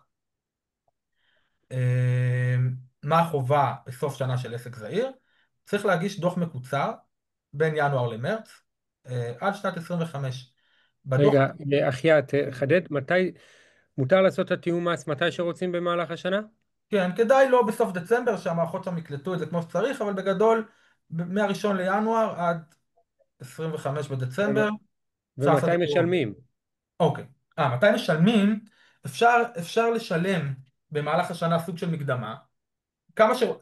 בניגוד לעסק הרגיל של פעם שהיה כל חודשיים משלם, היום אתה יכול לבחור, אתה יכול לשלם בינואר את כל מה שאתה מעריך, אפשר לשלם באמצע שנה, סתם לעשות איזה מקדמה, ואפשר גם לחכות עם זה לסוף שנה. כל עוד אה, מגישים בסוף שנה בזמן, אז הכל בסדר, אז יהיה את המס הוודאי. אז נגיד תיאום מס, אני יודע לוקחים את הפתק, מביאים למעסיק והוא מנקה עם המנהלת חשבונות שלו. כן. איך אני עשיתי תיאום מס מול עוסק זעיר, איפה פיזית אני משלם? זו הבנתי, שאלה אז ממש, רטורית, כי אני יודע. כן, אז ממש אחרי שמסיימים את תיאום המס, ממש יש קישור שמזמין אותך לשלם, הנה אנחנו עשינו חישוב, אתה צריך לשלם 2,000 שקל, בוא תשלם את זה. אפשר לא לשלם את זה באותו רגע, כשאפשר לשלם חלק. אני ממליץ, זה מה שאני עושה, בינואר לשלם איזה משהו, כי אז שוכחים מזה, ואז כשמגיע סוף שנה, אז לא, אין איזה חוב גדול, מדי או משהו כזה. זו שאלה באמת שהיא מתאימה כל בן אדם בנפרד, איך הוא אוהב את התזרים שלו, הוא אוהב הפתעות בסוף שנה, הוא לא אוהב, מה קורה נגיד אם הוא צריך לשלם 10,000 שקל בבום, יש כאלה אין להם בעיה, יש כאלה זה משבר, אז צריך לחשוב על כן. זה. הכי הרבה מס שאפשר לשלם על מי שלא שילם שום דבר והגיש דוח בסוף שנה זה 40,000. למה? מי שהוא מרוויח בתור שכיר את המדרגת מס המקסימלית שזה מעל 40-50 אלף, אז בעצם על העסק הוא ימוסה ב-47% או 50%, תלוי כמה הוא הגיע. אז נגיד לצורך העניין אני בעל עסק זעיר, הרווחתי 120,000 שקל, נותנים לי 30% הוצאות, ואז אני ממוסה, שנייה, אוקיי. אם הכנסתי את המקסימום שזה 120,000, אני מקבל 30% הוצאות, אני בעצם מבחינת מס הכנסה הרווחתי 84,000, אז אני אצטרך לשלם מס של אזור 40-42,000. זאת אומרת, לא יכולה להיות הפתעה יותר גדולה מזה, זה מאוד נדיר, רוב האנשים או הם לא מכניסים כל כך הרבה מהעסק, או שהם לא במדרגות מס המקסימליות, אבל כן יצא לי פעם אחת לשבת עם לקוחה, וזה מה שהייתה צריכה לשלם. היא באה אליי אחרי שכבר היא בסוף שנה, וזה מה שיצא. אז זה גם יכול לקרות. אה, כדאי רגע לציין שכסף שנותנים למס הכנסה מקבלים בחזרה, הוא צובר ריבית לטובתנו. אז 4% ריבית מובטחת זה נחמד, כאילו, זה אפילו אפיק השקעה סולידי. אז אני אגיד, זה נכון לאנשים שעושים החזרי מס, כי החזרי מס אני יכול לעשות עדיין עכשיו על שנת 2019, אבל כשאני בא על עסק זעיר ואני צריך לדווח על העסק שלי בין ינואר למרץ, אז לא תצטבר יותר מדי ריבית, כי, כי הריבית נצברת בעיקרון מינואר, אם אני מבין נכון, אז זה יהיה כמה שקלים בודדים, בכל מקרה. אה, כשאנשים היו בעלי עסקים שיכולים להגיש את הדוח גם שנה אחרי, סוף שנה, זה היה שם טיפה יותר ריבית, אז אני חושב שזה שיקול שכיום הוא פחות רלוונטי. מי שעדיין לא עשה החזר מס או בדיקה ל-2019, זה הזמן, אולי מחכה לכם שם איזה החזר פלוס ריבית יפה. אז רגע, אה, מי שצריך להגיש דוח שנתי בכל מקרה, כן, שזה לדוגמה מי שיש לו תיק השקעות בחו"ל, או שיש לו תיק השקעות בארץ והוא רוצה לקזז הפסדים בשנה של הפסדים, או מי שיש לו שכר דירה מעל תקרה. יש הרבה אנשים שצריכים דוח שנתי בכל מקרה, או שיש להם תרומות שהם לא יודעים, הם רוצים... אז פשוט עדיין אפשר להיות עוסק זעיר, ופשוט להביא את הפתק של העוסק זעיר לרואה חשבון, שעושה לכם את הדוח, או להגיש בעצמכם, נכון? כן, זאת אומרת, אני יכול להגיש דוח מלא. עכשיו, בדוח מלא מה היה פעם? הייתי צריך להכניס באיזה שדה מסוים כמה הכנסתי, ואז בשדה אחר מה הרווח הנקי שלי. את הפער בין שני הדברים האלה הייתי צריך להסביר על ידי דוח רווח והפסד. היום אני פשוט אגיד, נגיד, הכנסתי 100,000, אני שם את זה בשדה, אני שם רווח נקי 70,000, וזהו. לא צריך להגיש, לא צריך להוסיף לזה שום דבר. ואז אפשר לעשות בעצם את כל שאר החישובים שאלישב אמר. אז אני מדגיש לגבי ההתנהלות מול מס הכנסה. פעם, בדוח המלא בעצם יש שם שני דברים. יש שם, גם אני צריך להגיש דיווח על העסק שלי, כי המעסיק שלי לא דיווח עליי כמו שכיר, שזה דבר ראשון. וגם הייתה שם בדיקה בעצם של החזר מס או חובת מס על השקל. כשאני בא על עסק זעיר ואני מגיש דוח מקוצר, אני סך הכל סימנתי וי על החובות שלי מול מס הכנסה לגבי הגשת הדוחות. אבל זה עדיין לא אומר שהמס שהם קבעו לי שם הוא יהיה נכון, כי עדיין יכול להיות סיבות של החזר מס, או שאני עשיתי את התיאום מס לא נכון. ממש השבוע יש מישהי שעבדה 4 חודשים בתחילת שנת 25, היא שילמה 8,000 שקל מס הכנסה. והיא לא עבדה רוב השנה, והיא לא צריכה לשלם, למסקנה היא לא צריכה לשלם אה, בכלל מס הכנסה, והיא בעלת עסק זעיר, והיא תגיש את הדוח של העסק זעיר, המקוצר, ויגידו לה, את צריכה לשלם 0, היא תשלם 0, וזה 8,000 שקל שחייבים לה, אם היא לא תגיש דוח מלא, היא לא תקבל אותם חזרה. אז בעצם עשו פה מין הפרדה בין החבות מול החבות שלי כבעל עסק לדווח על ההכנסות שלי, לבין החישוב מס מול רשות המיסים. לכן גם מי שעושה דיווח מקוצר עדיין יכול לבדוק אם כדאי לו להגיש דוח מלא. נכון, אפשר להעלות קבלות על תרומות בתוך מערכת תיאום מס? אוקיי, אז בעצם בתור בעל עסק זעיר יש שני דברים, זה דוח מקוצר, רוצים לעשות אותו מקוצר ופשוט, אז יש שני דברים שאפשר להעלות שם והם נותנים זיכוי: תרומות, ובשורה טובה משנת 26 כל העמותות מחויבות להיות מחוברות לרשות המיסים בשביל לקבל אישור על התרומות שלהם. תוך כמה זמן זה ייקלט, אני חושב שדי מהר, כי יש כבר מערכת דומה בתחום של מע"מ. זאת אומרת, כל התרומות של כולם כבר יופיעו באופן אוטומטי במערכת של רשות המיסים. זה אה, מדהים. עדיין תצטרכו להיכנס ולהצהיר, לבחור אותם. כן, צריך הייתי שם, לבחור, יש כאילו משהו הם כזה. לא נותנים לכם זיכוי אוטומטי, אתה צריך להיכנס פיזית למערכת, ואז אתה פתאום מזהה את כל התרומות שלך, זה כבר התחיל. כן. אז לא, כיום יש עמותות שעובדות עם רשות המיסים, אבל אין חובה. מתחילת 26 ממש יש חובה לכל העמותות. אני מעריך שתוך כמה חודשים, שנה, זה כבר יהיה, בעצם, זה יהיה כמו להצהיר יש לי ילד. כאילו המדינה יודעת שיש לך ילד, ואתה צריך לסמן על זה וי, והם אומרים לך בני כמה הילדים שלך.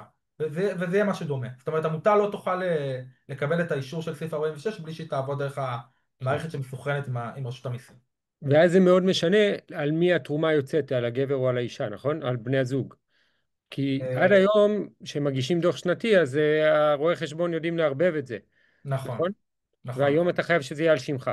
נכון, כי אז זה לא, אם לצורך העניין אחד מבני הזוג בכל מקרה לא צריך לשלם מס, כדאי תמיד שהקבלה תהיה על התעודת זהות של מי שכן צריך לשלם יותר מס. אז מעכשיו תרומות יהיו עם תעודת זהות כדי שזה יזוהה? אני מעריך שכן. אוקיי, מהמם. אוקיי, עכשיו, אז זה מבחינת, יש זיכוי של התרומות בדוח המקוצר, והדבר נוסף שיש זה זיכוי על פנסיה. פנסיה זה נושא מורכב, אבל הוא נותן גם סוג של הוצאה נוספת מעבר ל-30%. זה הדבר היחידי, רק למי שהוא בעל עסק. מי שהוא שכיר, זה לא יופיע לו. מי שהוא בעל עסק בלבד, יופיע לו גם אפשרות להצהיר על אם הוא הפריש פנסיה באופן עצמאי. יש פה מישהו כזה שהוא לא, שהוא רק עצמאי ואין לו גם תלוש?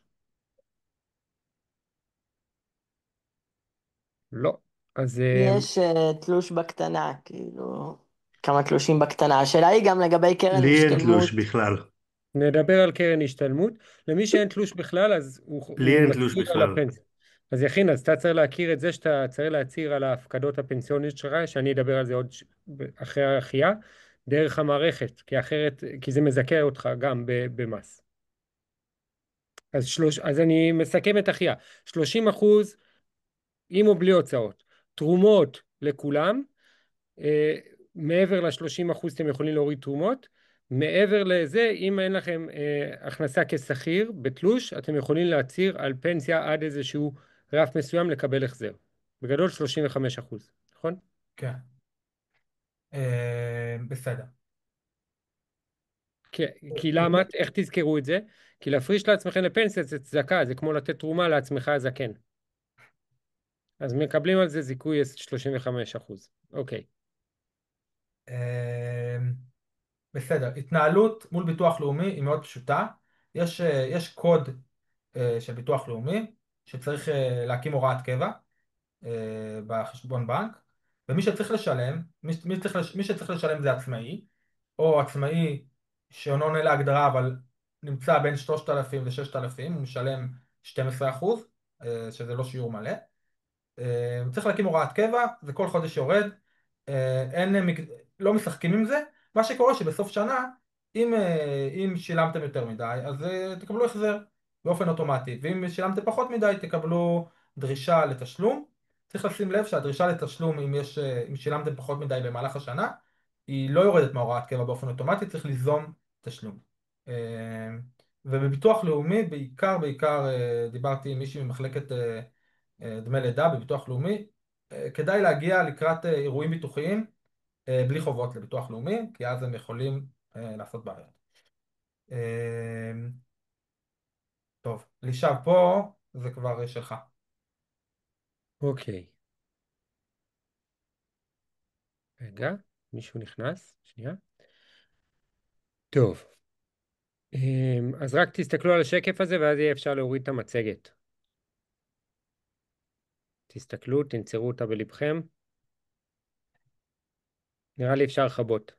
טוב, ואז נעשה זמן לשאלות. אני אעשה את זה מהר. תשמעו. אה, פנסיה והשתלמות זה חתיכת דבר רציני. בסדר? זה החסכונות שלכם לטווח ארוך. לשכירים יש, זה מגיע ל-30% מההכנסה, אתם מבינים? כי 20% פנסיה. הרבה אנשים חושבים שפנסיה זה 7%, אבל זה בעצם 20%. כי יש תגמולי עובד, תגמולי מעביד ופיצויים. אם אתם רוצים שיהיה לכם פנסיה כאילו הייתם שכירים, אתם צריכים 20%. זה מאוד מאוד קשה.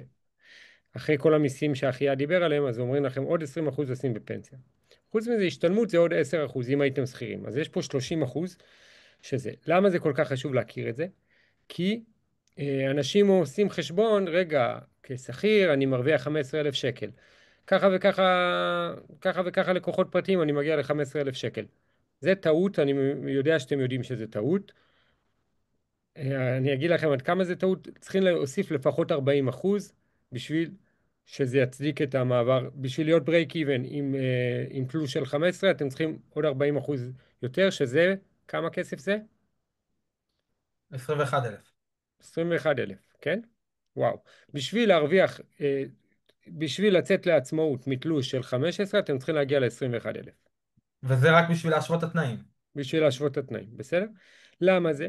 בגלל 20% פנסיה, בגלל 10% השתלמות, בגלל ימי חופש שלא יהיה לכם, בגלל מתנה לחג שלא יהיה לכם, אתם יכולים לקנות, אבל זה יהיה מכספכם, בגלל ביטוח לאומי, בגלל מלא דברים. ולכן לא להיות פזיזים במובן הזה של, אה, של לצאת לעצמאות בלי להבין את המשמעויות של זה.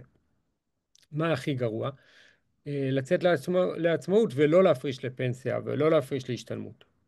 כי בן אדם יכול להסתדר מאוד יפה ולהרגיש טוב עם עצמו, אבל בגלל שזה לא מובנה לו בתלוש, הוא שוכח מזה, או שהוא מקטין את זה והוא אומר, אני אשים איזשהו יש לי פנסיה. הרבה פעמים אני נפגש עם אנשים, אומרים, יש לי פנסיה, אני מסתכל, בסוף מה זה יש להם פנסיה? יש להם 200 שקל בחודש, או 500 שקל בחודש, אבל זה כלום יחסית למה שהיה אם היו עצמאים, שכירים.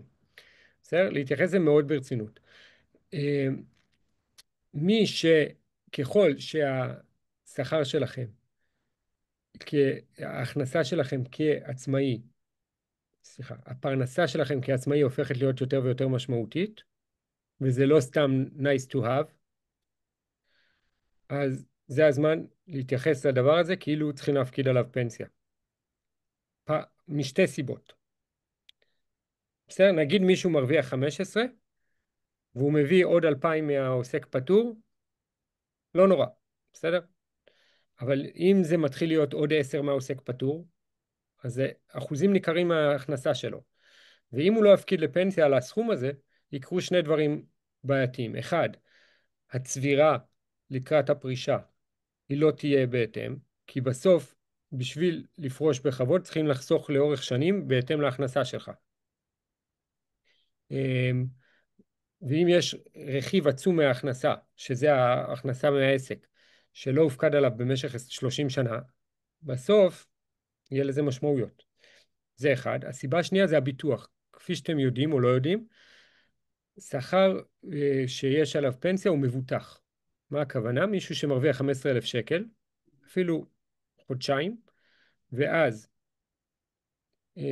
קורה לו משהו רע כמו למות, המשפחה שלו תמשיך לקבל 15,000 שקל. בסדר, אני לא נכנס עכשיו לפרטים, אבל בגדול זה ביטוח פנסיוני. אבל אם היה לו עוד הכנסה של 10,000 שקל והוא לא הפקיד עליה פנסיה, הם יקבלו רק 15, הם לא יקבלו 25, למרות שהמשפחה, מטה לחמה היה 25. בסדר? אז מתי בדיוק הנקודה הזאת שבה כדאי לשקול להפריש לפנסיה? מוזמנים לפנות אליי בפרטי ואני אדבר איתכם על זה, בסדר? כי זה גם תלוי בצבירות שלכם, וגם תלוי בהרבה דברים, בביטוחים האחרים וזה, אבל לא להקל ראש בזה בכלל.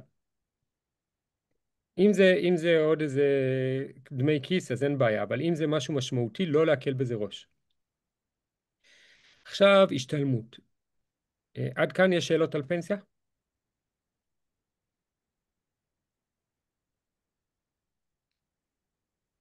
אוקיי. השתלמות זה יותר נחשב כבונוס כזה, כי זה נחשב טריק, אבל זה ממש חיסכון משמעותי. זה לא רק דרך להיפטר ממס, זה באמת דרך שבה תוכלו לממן את השמחות של הילדים ואת הרכב וכל הדברים האלו. זה לא... אבל הרבה אנשים תופסים את זה כאיזשהו סוג של הטבה, כי באמת יש פה הטבה. מי שהוא שכיר וזכה לקרן השתלמות מצוין. זה מוגבל ב-10% וב-15,000 שקל. אז כשכיר מקבלים למעט מעט אנשים, רוב האנשים מקבלים עד 1,500 שקל בחודש לקרן השתלמות. חוץ מזה, מי שפתח עוסק פטור ועכשיו זהיר, יכול בשנייה שהוא פתח את זה, בלי להכניס שקל, לפתוח עוד קרן השתלמות כעצמאי. וזה נחשב כאילו בוננזה. למה? כי אתם מקבלים קופסה שהיא פתוחה שהיא פטורה ממס. כל מה שנכנס אליה פטור ממס ביציאה. והדבר הזה, חישבתי אותו פעם, מדובר על הטבת מס של, לא יודע, כמה מאות אלפי שקלים לאורך הקריירה, של שני בני זוג. בסדר? זה המון המון כסף. בסדר? תעשו חשבון. 20,000 שקל לשנה, התקרה היום שמותר להכניס לשם זה 20,500. נגיד בעשור אתם זורקים לשם 20,500, זה 200,000 שקל. שוק ההון יודע לעלות, זה מכפיל את עצמו ל-400,000 שקל, ל-800,000 שקל אם אתם נותנים מספיק זמן, וכל הכסף הזה פטור ממס. בכל כלי אחר כמעט, הוא היה חייב ב-25% מס. לא צריך חשבון גדול. מי שהפקיד לקרן השתלמות את המקסימום במשך עשור, ונתן לזה לשבת שם 15-20 שנה, קיבל הטבת מס של מאות אלפי שקלים. נכון? הבנתם את החישוב? זה די פשוט. מי שיודע להשקיע לבד ולחסוך את הדמי ניהול וזה, אני לא נכנס לזה. יש מתחכמים בפייסבוק שמסבירים למה הם יודעים להרוויח יותר מאשר ההטבת מס. אתם לא יודעים, אני לא יודע. תסמכו עליי, פשוט לעשות קרן השתלמות כמו כולם. מה שצריכים לדעת שזה לא קשור להכנסה. אתם יכולים להביא את זה מהלוטו, אתם יכולים להביא את זה מאיפה שאתם רוצים. זה לא, אין קשר, זה לא, אני הכנסתי השנה 60,000 שקל כעוסק פטור, ולכן אני אשים 6,000 בקרן השתלמות. אין קשר. השאיפה היא לשים כמה שיותר בקרן השתלמות למי שיכול, עד התקרה כל שנה, כי אין קופסה פטורה ממס כמו קרן השתלמות. ודרך הכי טובה לעשות את זה, זה בהוראת קבע. כמה זה 20,000 שקל, 20,500 חלקי 12? בערך 1,700 שקל. מי שמסוגל להפקיד 1,700 שקל בהוראת קבע, אני מבטיח לו שהוא יהיה עם המון כסף. אלישב, אתה יכול להסביר שוב כמה מותר להפקיד, והאם זה צריך להיות מרווחים של העסק או ממה שבא לי? נגיד העסק שלי לא מרוויח כלום. אני יכול גם אני להפקיד אגיד דרך? לכם איך זה. אתם פונים, תבינו איך זה פונה. אתם פונים למיטב, או לאלטשולר, או למגדל, לפתוח קרן השתלמות. אם אתם מועסקים, אז זה דרך המעסיק. אם אתם עצמאים, המגדל יוכל לפתוח לכם רק אם אתם מוגדרים כעוסקים. לא מעניין אם אותם אנחנו כמה גם אתם מרוויחים. וגם? אז גם וגם, אז הרווחתם שתי קרנות השתלמות. לא, אני רק אומר, אין למגדל או לאלטשולר דרך לדעת אם הרווחתם כסף. המערכות לא מסונכנות. אפילו נראה לי אסור להם להיות מסונכנות. לכן ברגע שיש לכם עסק, אנשים שואלים אותי אפילו, אני חייב קבלה אחת בשנה וזה. לא, אף אחד לא בודק את זה. אולי לפי החוק צריך, אבל אין שום דרך שמישהו ידע את זה. אני אומר את זה באחריות. ואם יש לי קרן השתלמות מהעבודה, זה אז אני אומר, מותר זה לא גם וגם. קשור בכלל? כפל, גם וגם. כן. עכשיו אני אומר משהו, אל תקליטו. מה למרות התקרה? סליחה, התקרה תגיד היא משהו. 20,500, אולי זה יתעדכן ב-26. חלקי 12 זה בערך 1,700 שקל לשנה, לחודש. זה מי שיש לו כסף בעו"ש, או כל דבר כזה, הדרך הכי טובה להכניס אותו לעבודה, לשוק ההון, זה לשים אותו בתוך קרן השתלמות בהוראת קבע של 1,700 שקל. אם אתם פה ויש לכם עוסק זעיר, תעשו את זה היום. לא היום. היום, אם אתם עושים את זה ויש לכם עו"ש, תפקידו 20,000 שקל. כי היום זה עוד מעט סוף השנה. אז אם אין לכם עוסק קרן השתלמות, אז תמלאו אותה כבר עכשיו בדצמבר, עוד שנייה דצמבר, ותמלאו אותה בבת אחת. אבל אם אתם שואלים אותי, האם עדיף להפקיד בתחילת השנה 20,500, או בסוף השנה, או זה, הכי טוב זה לעשות הוראת קבע ופשוט לשכוח ממנה לעולם. ואני אגלה לכם סוד, גם אם תסגרו את העסק בינתיים, מגדל לא ידעו את זה. ההוראת קבע תמשיך. האם זה חוקי? אני לא יודע. זה בפועל, זה מה שיקרה. עכשיו, כשאני פתחתי קרן השתלמות של עצמאי, אפילו לא ביקשו אישור. יש גם כאלה קופות. לא, כי זה מופיע להם במערכת. זה מה ש... כן? כן, כן. טוב. אי אפשר, אם אתם בן אדם שהוא לא פטור, אז זה לא יאפשר. ככה הבנתי. אז, אבל הבנתם, כן. אז מי שחוסך בקופת גמל, אלי שואל, כן, הייתי אומר אפילו ששווה להוציא 20,000 שקל בשנה מקופת הגמל ולהעביר אותה לקרן השתלמות. למה? יהיה לכם אירוע מס, אבל אתם לא חושבים על ההווה, אתם חושבים על עוד 20 שנה, עוד 10 שנים. אתם רוצים שכמה שיותר כסף יהיה בתוך קופסה פטורה ממס, ולכן, אני לא אומר את זה באופן מובהק, אבל צריך להכניס לשם כסף, אפילו אם זה אומר לשלם מס על ההשקעה שלכם באפיק אחר. משהו שרציתי להגיד off the record, אני לא אגיד אותו, כי אולי זה קצת מוגזם. בסוף. לא, לא, תגיד, אם הגענו עד הלום. לא, לא, זה מוגזם. תנסו לחשוב לבד עם כל מה שאמרתי. טוב, אני אגיד את זה. מרוב שהם לא יודעים, אתם יכולים כל שנה לעבוד עם כמה חברות ואין להם שום דרך לדעת את זה. אבל זה כבר העלמת מס. אלישע, אני יכול להרגיע אותך, הייתי קורס של רואה חשבון, איזה רואה חשבון שעושה השתלמויות, אז הוא גם הזכיר את זה, הוא אמר שאסור לעשות את זה, אבל הוא אמר שאין בקרה. כך הוא אמר. איך אני יודע את זה? כי יש לי אח חמוד, שפעם עשיתי לו ייעוץ, וראיתי שיש לו איזה 3 קרנות השתלמות, אז הוא פשוט לא היה מודע לזה. כי פעם אחת הסוכן הזה מכר לו וזה, וכל פעם הוא עשה הוראת קבע. ובקיצור, הם לא יודעים, אין להם שום דרך לדעת את זה. ואם תמשכו את כל הכסף בשנה אחת, אז אולי זה יקפוץ באיזה מקום. אבל זה לא. אף אחד לא יודע כלום. בפועל אבל אל תעשו את זה, מה שתעשו זה קרן השתלמות אחת דרך המעסיק מי שיכול, ועוד קרן השתלמות אחת דרך העוסק זעיר, ולא להתמהמה עם זה, להקים אותה מחר בבוקר. מי שצריך עזרה, דברו איתי. אם זה או לשים את הכסף בקרן השתלמות או בפנסיה. אז זו שאלה טובה. זה צריך ייעוץ בשביל זה להבין מה קורה. בגדול, היתרון של פנסיה זה שיש על זה ביטוח, מה שאמרתי קודם, ביטוח פנסיוני. איך מחשבים את זה? כפול 6, 25, בסדר? אני נכנס פה לניואנסים שלא תכננתי להיכנס אליהם, אבל נגיד מישהו שם על פייה בחודש, אז זה כאילו הוא מקבל שכר של 6,250. עושה שכל? כי הם פשוט, החברת פנסיה לא אכפת להם מאיפה קיבלת את זה. הם רואים את ההפקדה וגוזרים לאחור לפי איזשהו חישוב מה היה השכר שהם מבטחים. אז אפשר כאילו לשים, לא יודע, 3,000 ולהיות מבוטחים מאוד, כאילו. כן, כן. מה הדאונסייד של זה? שהכסף תקוע שם עד הפרישה.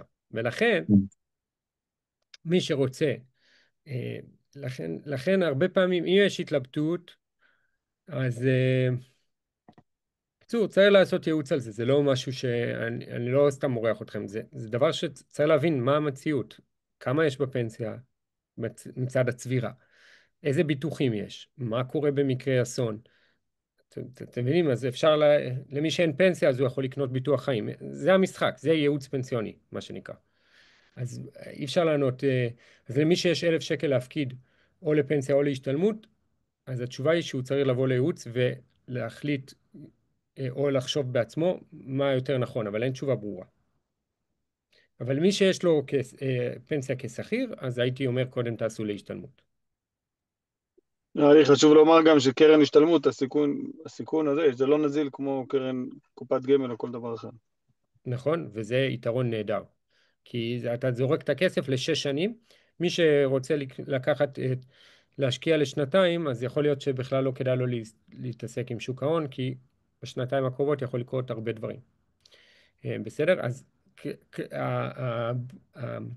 האזור הבטוח בשוק ההון זה לפי נתונים היסטוריים זה 6-7 שנים. הכוונה היא שאחרי 7 שנים מאוד קשה להפסיד את הכסף, כאילו צריך אירוע, אין כמעט מישהו ששם כסף אחרי 7 שנים זה היה בהפסד, ולכן לשים את זה בקרן השתלמות זה בעצם, שהיא נזילה אחרי 6 שנים, זה בעצם להגיד אני משקיע לטווח הבינוני בהגדרה, ואז אתה יכול גם לסכן יותר את הכסף מבחינה מנייתית וכל זה, וזה נעשה מפגש אחר על השקעות. עוסק זעיר לא מקבל, שי שואל איך עוסק זעיר מקבל הכרה על הפרשה לקרן השתלמות, התשובה היא שהוא לא מקבל כי הוא כבר בזבז את ה-30%. אז אין את כל ההכרות הנוספות. 30% זה כולל קרן השתלמות, פנסיה, הכל. אלא אם כן אתה רק עוסק ואז אתה יכול להכיר בפנסיה. עוד שאלות? שאלות כלליות או על מה שדיברת עכשיו? מה שאתם רוצים, אתם יכולים גם זה.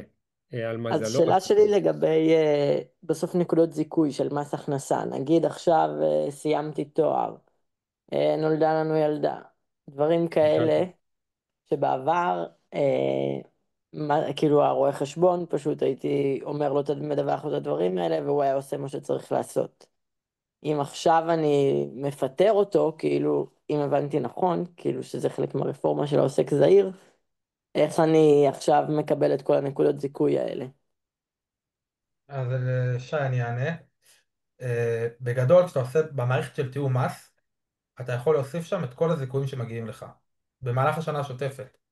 אתה פותח את זה, אתה אומר, אני עובד כשכיר, יש לי עסק, אני מדריך טיולים, ואז יש לך את ההכנסות, ואז זה ייפתח לך.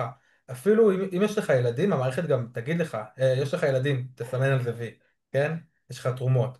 תואר, כנראה היא לא תדע להגיד לך לבד, אתה תצטרך לספר לה, וככל שזה דברים יותר מיוחדים, אז לא תמיד היא תדע. אבל אתה מסמן שם את כל הזיכויים שמגיעים לך, ו...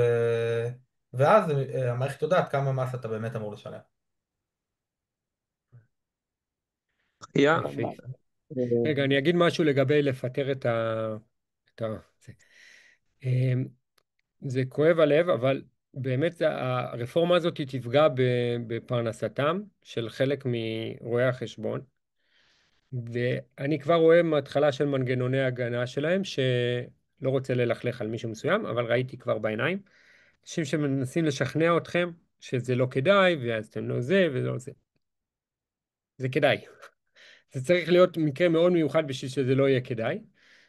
אבל באופן מודע או לא, הם לא, בבת אחת נחתך להם עשרות אחוזים מהלקוחות שלהם, אז הם יספרו לכם סיפור למה צריך להשאיר אותם. סליחה על ההחייאה, לא, אז על אלישע, החוסר לויאליות לזה. לא, אני אגיד מהזווית שלי. אני עובד במשרד כשכיר, זה משרד שהוא תחת איזה קבוצת, איזה 20 משרדי רואי חשבון, אין ביניהם קשר עסקי, פשוט יש להם ייעוץ משותף, ופעם בשנה עושים איזה כנס כדי לא להרגיש לבד. המנהל שלי אמר לי שבקבוצה של הרואי חשבון, של השותפים, הם כאילו רצו להזדכות על עסקים קטנים. זאת אומרת, משרדים שמצליחים, הם עסוקים בחברות קטנות, אני מדבר על משרדים קטנים, משרדים קטנים הכוונה שעוסקים בחברות קטנות ולא ציבוריות ובעסקים. אה, אז בעצם זה קצת היה גם עסקים פטורים עם דוח מלא, אני לא רואה במשרד שלי התעניינות יותר מדי גדולה בזה, זה תלוי בסוג המשרד. אז שוב, אז תלוי מהרואה חשבון, אני מבחינתי אומר כזה דבר. אני עשיתי לדוגמה פגישה עם מישהו שהסברתי לו כזה פגישה פרטית כמו פה, ממש נכנסתי איתו לכל דבר ואמרתי לו תשלם לי על פגישה, להתראות, הוא לא יצר איתי קשר שנה ואני בעד זה. זאת אומרת אני מאמין שמי שיכול לעשות לבד, בשביל זה גם הזום הזה שיעשה לבד. אני חושב שכל בעל עסק וכולם פה לכאורה רוצים להיות עסקים, צריכים להיות במין אותנטיות, אינטגריטי ולהיות אנשי אמת כאילו מול הלקוחות, לא זה כמעט בכל תחום קיים. אז כן. אני מבחינתי מי שיכול לעשות לבד שיעשה לבד. אני אומר את זה גם, יש עסקים זעירים שאני מלווה כיום ומשלמים כסף, כשמישהו פונה אליי, זה דבר ראשון שאני אומר לו, אפשר לבד, אתה רוצה לבד, אתה רוצה הסבר, אתה רוצה שנה ביחד ואז לבד, זאת אומרת, אני לא מפחד מזה. אני כן אגיד כאילו שיש אנשים, אולי לא אנשים שפה, יש אנשים שבשבילם לפתוח אזור אישי במס הכנסה, הסיפור הזה זה דבר שהוא מעליהם. רק שם אנשים נתקעים לפעמים, ואני אמרתי פה כל מיני דברים שקשורים למע"מ ומס הכנסה וביטוח לאומי, יש כאלה שיכולים עם המצגת להסתדר לבד וזה מעולה, ויש כאלה שלא, אז אני כאילו, אני רגוע באופן אישי, אני חושב שככה כל בעל עסק צריך לפעול מול השירות שהוא נותן. שנייה אני ארים לאחיה. בקיצור, מי שרוצה שאחיה ממש ילווה אותו, אז יש לו שירות כזה מאוד נגיש ולא יקר. ומה הוא עושה? אני אחמיא לך, סבבה? הוא פשוט מלווה אתכם בדבר הזה, שמחליט כאילו, יושב איתכם על המספרים, עושה איתכם חשבונות, האם להיות עונה להגדרה, לא עונה להגדרה, איך להגיש, איך זה. אפשר שנה אחת ואז להיגמל, או ליהנות איתו. כמה מקדמות לשלם, אפילו איך לתמחר, דברים כאלו. לתמחר פחות, אבל כן, אבל, כל אחד הדברים אבל שאמרתי. כאילו לחשוב מבחינה פיננסית על העסק, אז אחי, תשים את המספר שלך או משהו כזה, מי שרוצה, את האימייל שלך, את המספר שלך, אבל יש עוד זמן לשאלות, מי שרוצה. אפשר על פנסיה, על השתלמות, על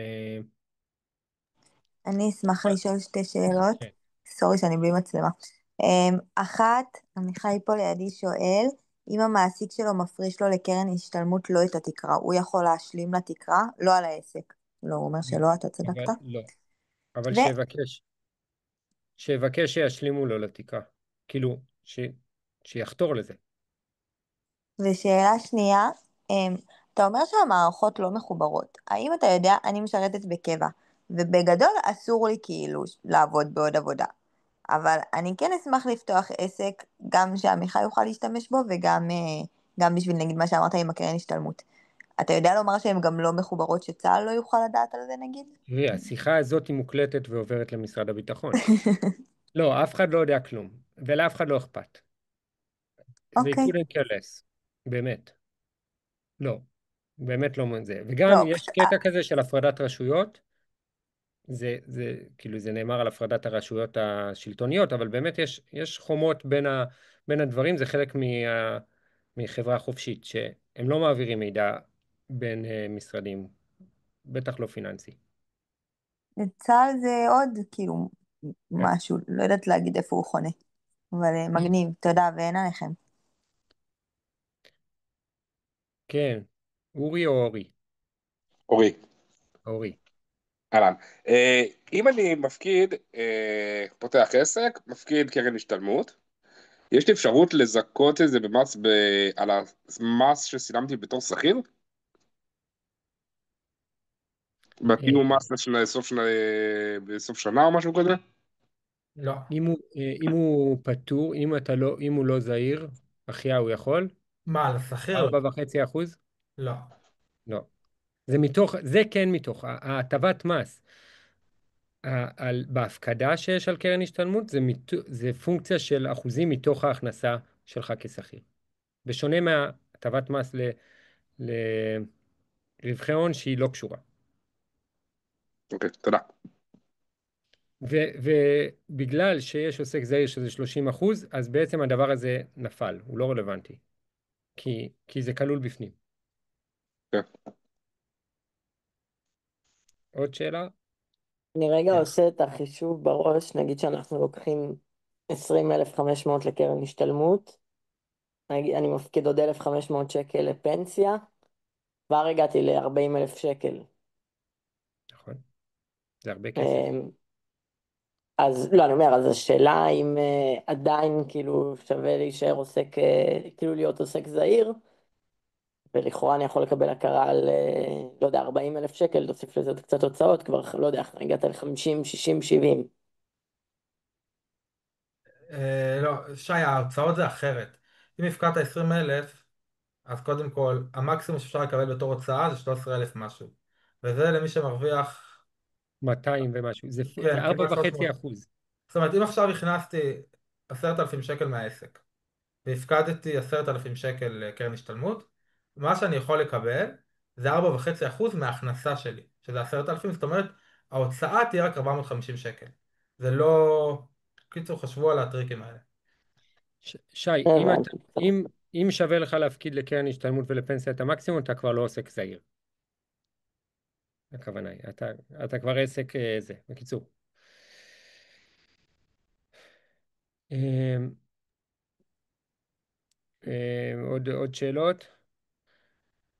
הראל שואל, האם יש סיכוי שמס הכנסה יבקש הצהרת הון או דוח הכנסות הוצאות?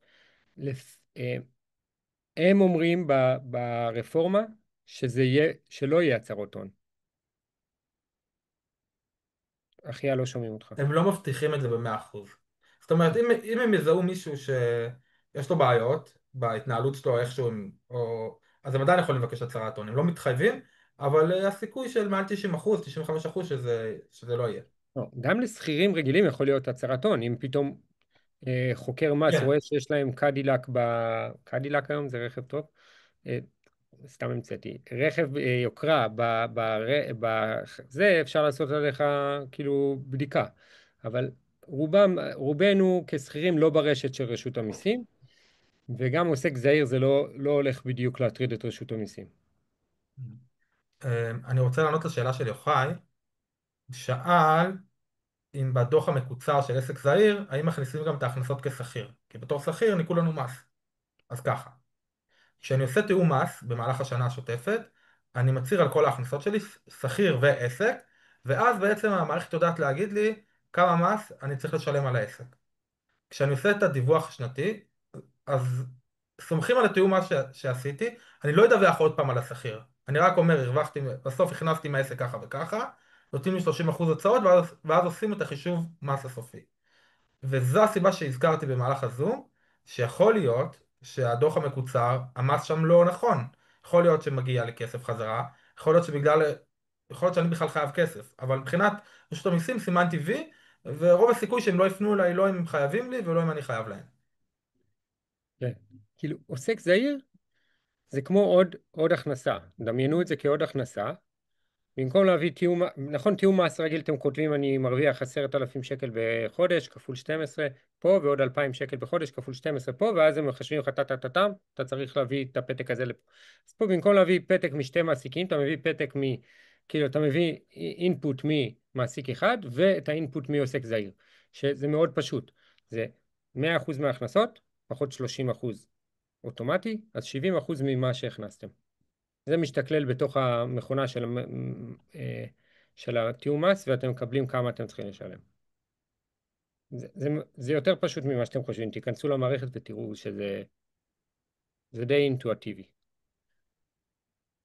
עוד שאלות על ביטוח לאומי, על פנסיה, על השתלמות, או שגם אפשר לסיים. מה? ביטוח לאומי מסתמך, אם אני רוצה נגיד לדווח סכום מסוים ואני מחשב שאני רוצה לצאת לחופשת לידה, אני בעצם יכול לדווח שעה סכום טובה. שהוא גדול. מה? בשעה טובה, חנינה.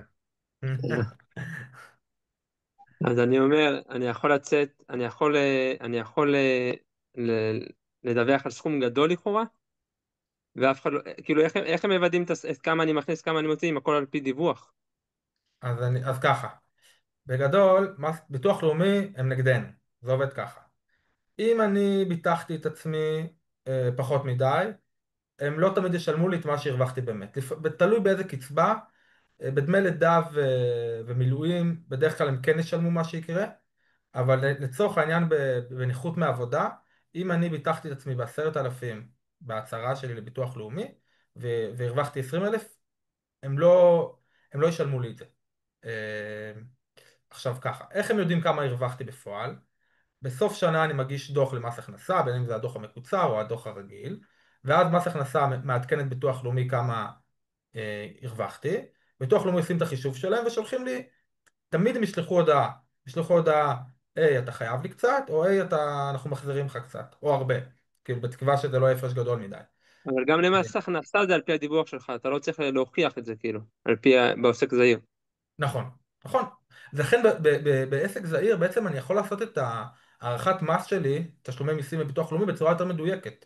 כי בניגוד לעסק רגיל שאנשים נזכרים בסוף שנה להביא הוצאות, או לפעמים גם אחרי סוף שנה, ומאוד קשה לדעת מה יהיה, פה בעסק זעיר יש לי ודאות של ה-30%, ולכן יותר קל להעריך את החבות מס. כן. אבל זה כן, מה שאמרת, יש עוד טריק שהוא חוקי לחלוטין. מי שעושה מלא מילואים, שהוא מג"ד או משהו כזה, או מישהי שיוצאת למלא חופשות לידה, לא יודע, בשנה, אז כדאי להם שיהיה להם להיות מבוטחים על סכום גדול, כי הם יקבלו בהתאם לזה. לא, אלישב, זה הקטע. אם ביטחתי את עצמי ביתר, כן? עכשיו אני יודע שאני עושה שנה הבאה חצי שנה מילואים. אז אני אגיד לביטוח לאומי, אני מכניס מעסק 40,000. הם ישלמו לי 40,000 בחודש, ובסוף שנה הם יראו שהכנסתי רק 10,000, הם יבקשו הכל חזרה. כאילו, 30. אז זה אני הייתי בפגישה עם האחראי על ביטוח לאומי מילואים, והוא אוקיי. אמר לי שהתגמולי מילואים נחשבים לטובת החישוב הזה, אז זה קצת כמו אה, הנחש שאוכל את עצמו. מי הבנתי. שהוא מג"ד והוא עושה 350 ימי מילואים בשנה, הוא יכול להצהיר 40,000, והוא ישלם על זה מקדמות, אבל הוא יקבל 40,000. הבנתי מה אמרת. טוב, ואז זה יהיה זה. קצת זה טריק. מטורף לחלוטין. זה מקרה מאוד מאוד חריג, אבל מי עושה אותו? כל הגמרניקים שעלו על הטריק הזה. יש לי וואו. שאלה, משהו שפספסתי, אולי זה היה ממש בהתחלה. מאיזה סכום אתה כבר לא עוסק זעיר בעצם? מאיזה סכום של הכנסה?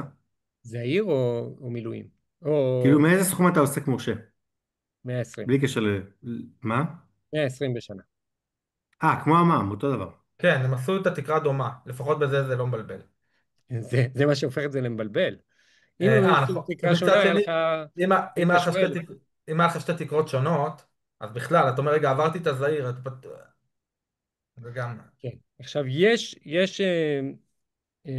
העלו בקשה לרשות למע"מ, להעלות גם את התקרה של מע"מ, וזה יכול להיות מאוד מגניב. אם יעלו נגיד ל-200, יש דיבור על זה, אז יהיה לנו יותר כיף. כי כרגע, ה-30%, אני אסיים בדברי מוטיבציה. עוד שאלה קטנה, עוד שאלה קטנה. ה-30% זה גם עד 120 או זה עד 100? 120. מה? ה-30% של עוסקים זעירים. 120. אפשר גם עוד שאלה? או שבא לך לסיים כבר? לא, יאללה, שלי מעיין. זה יותר קשור לתחום שלך של ייעוץ על השקעות וכאלה, אבל כאילו, אם נגיד כרגע יש לנו 20,000, 40,000 שקל פנויים לשים בקרן השתלמות, אבל עוד שנתיים כנראה שניקח משכנתה, אז כאילו, ואז הם לא יהיו פנויים, כי הם יהיו סגורים בקרן השתלמות. זה כבר דורש תכנון, אז זה לא חכם, כי זה לא חכם לעשות את זה. זה תקוע ל6 שנים. כן, באמת סבבה. תקוע, זה קנסות להוציא את זה משם. לא, לא להוציא, ניקח משכנתה פשוט יותר גדולה, כאילו, אבל זה צריך לעשות חשבון, אם כן, כדאי או לא, וזה לא משהו שאפשר לענות עליו ככלל אצבע. מגניב. תודה. אה, זה תלוי מה עוד, איזה עוד כספים יש לכם ודברים כאלו. אני אוהב קרן השתלמות גם אם, אתה מוריש השתלמות את זה. ומחר נמות. כאילו, גם אם יש איזה משהו, דבר ראשון שמים בקרן השתלמות, בהוראת קבע של 1,700 שקל לחודש, לא בדרך אחרת. שנייה, אז אני אסיים בדברי בכל מוטיבציה. חברה, הבעיה של כן. ה-120 האלו, שזה אחלה דבר, אבל זה יכול לעצור אותנו תודעתית. אני מכיר את זה גם מעצמי וגם מאנשים, זה מסוכן. כאילו, זה שבן אדם יגביל את עצמו, העיקר לא להיות עוסק מורשה. עכשיו, זה נחמד אם זה משהו מהצד, אבל אם מישהו זה הופך להיות העיקר של הפרנסה שלו, תתעלמו מהדבר הזה. עדיף לצמוח, ואפשר ל... כאילו, אם אתם הולכים להרוויח 140, אז זה לא שווה.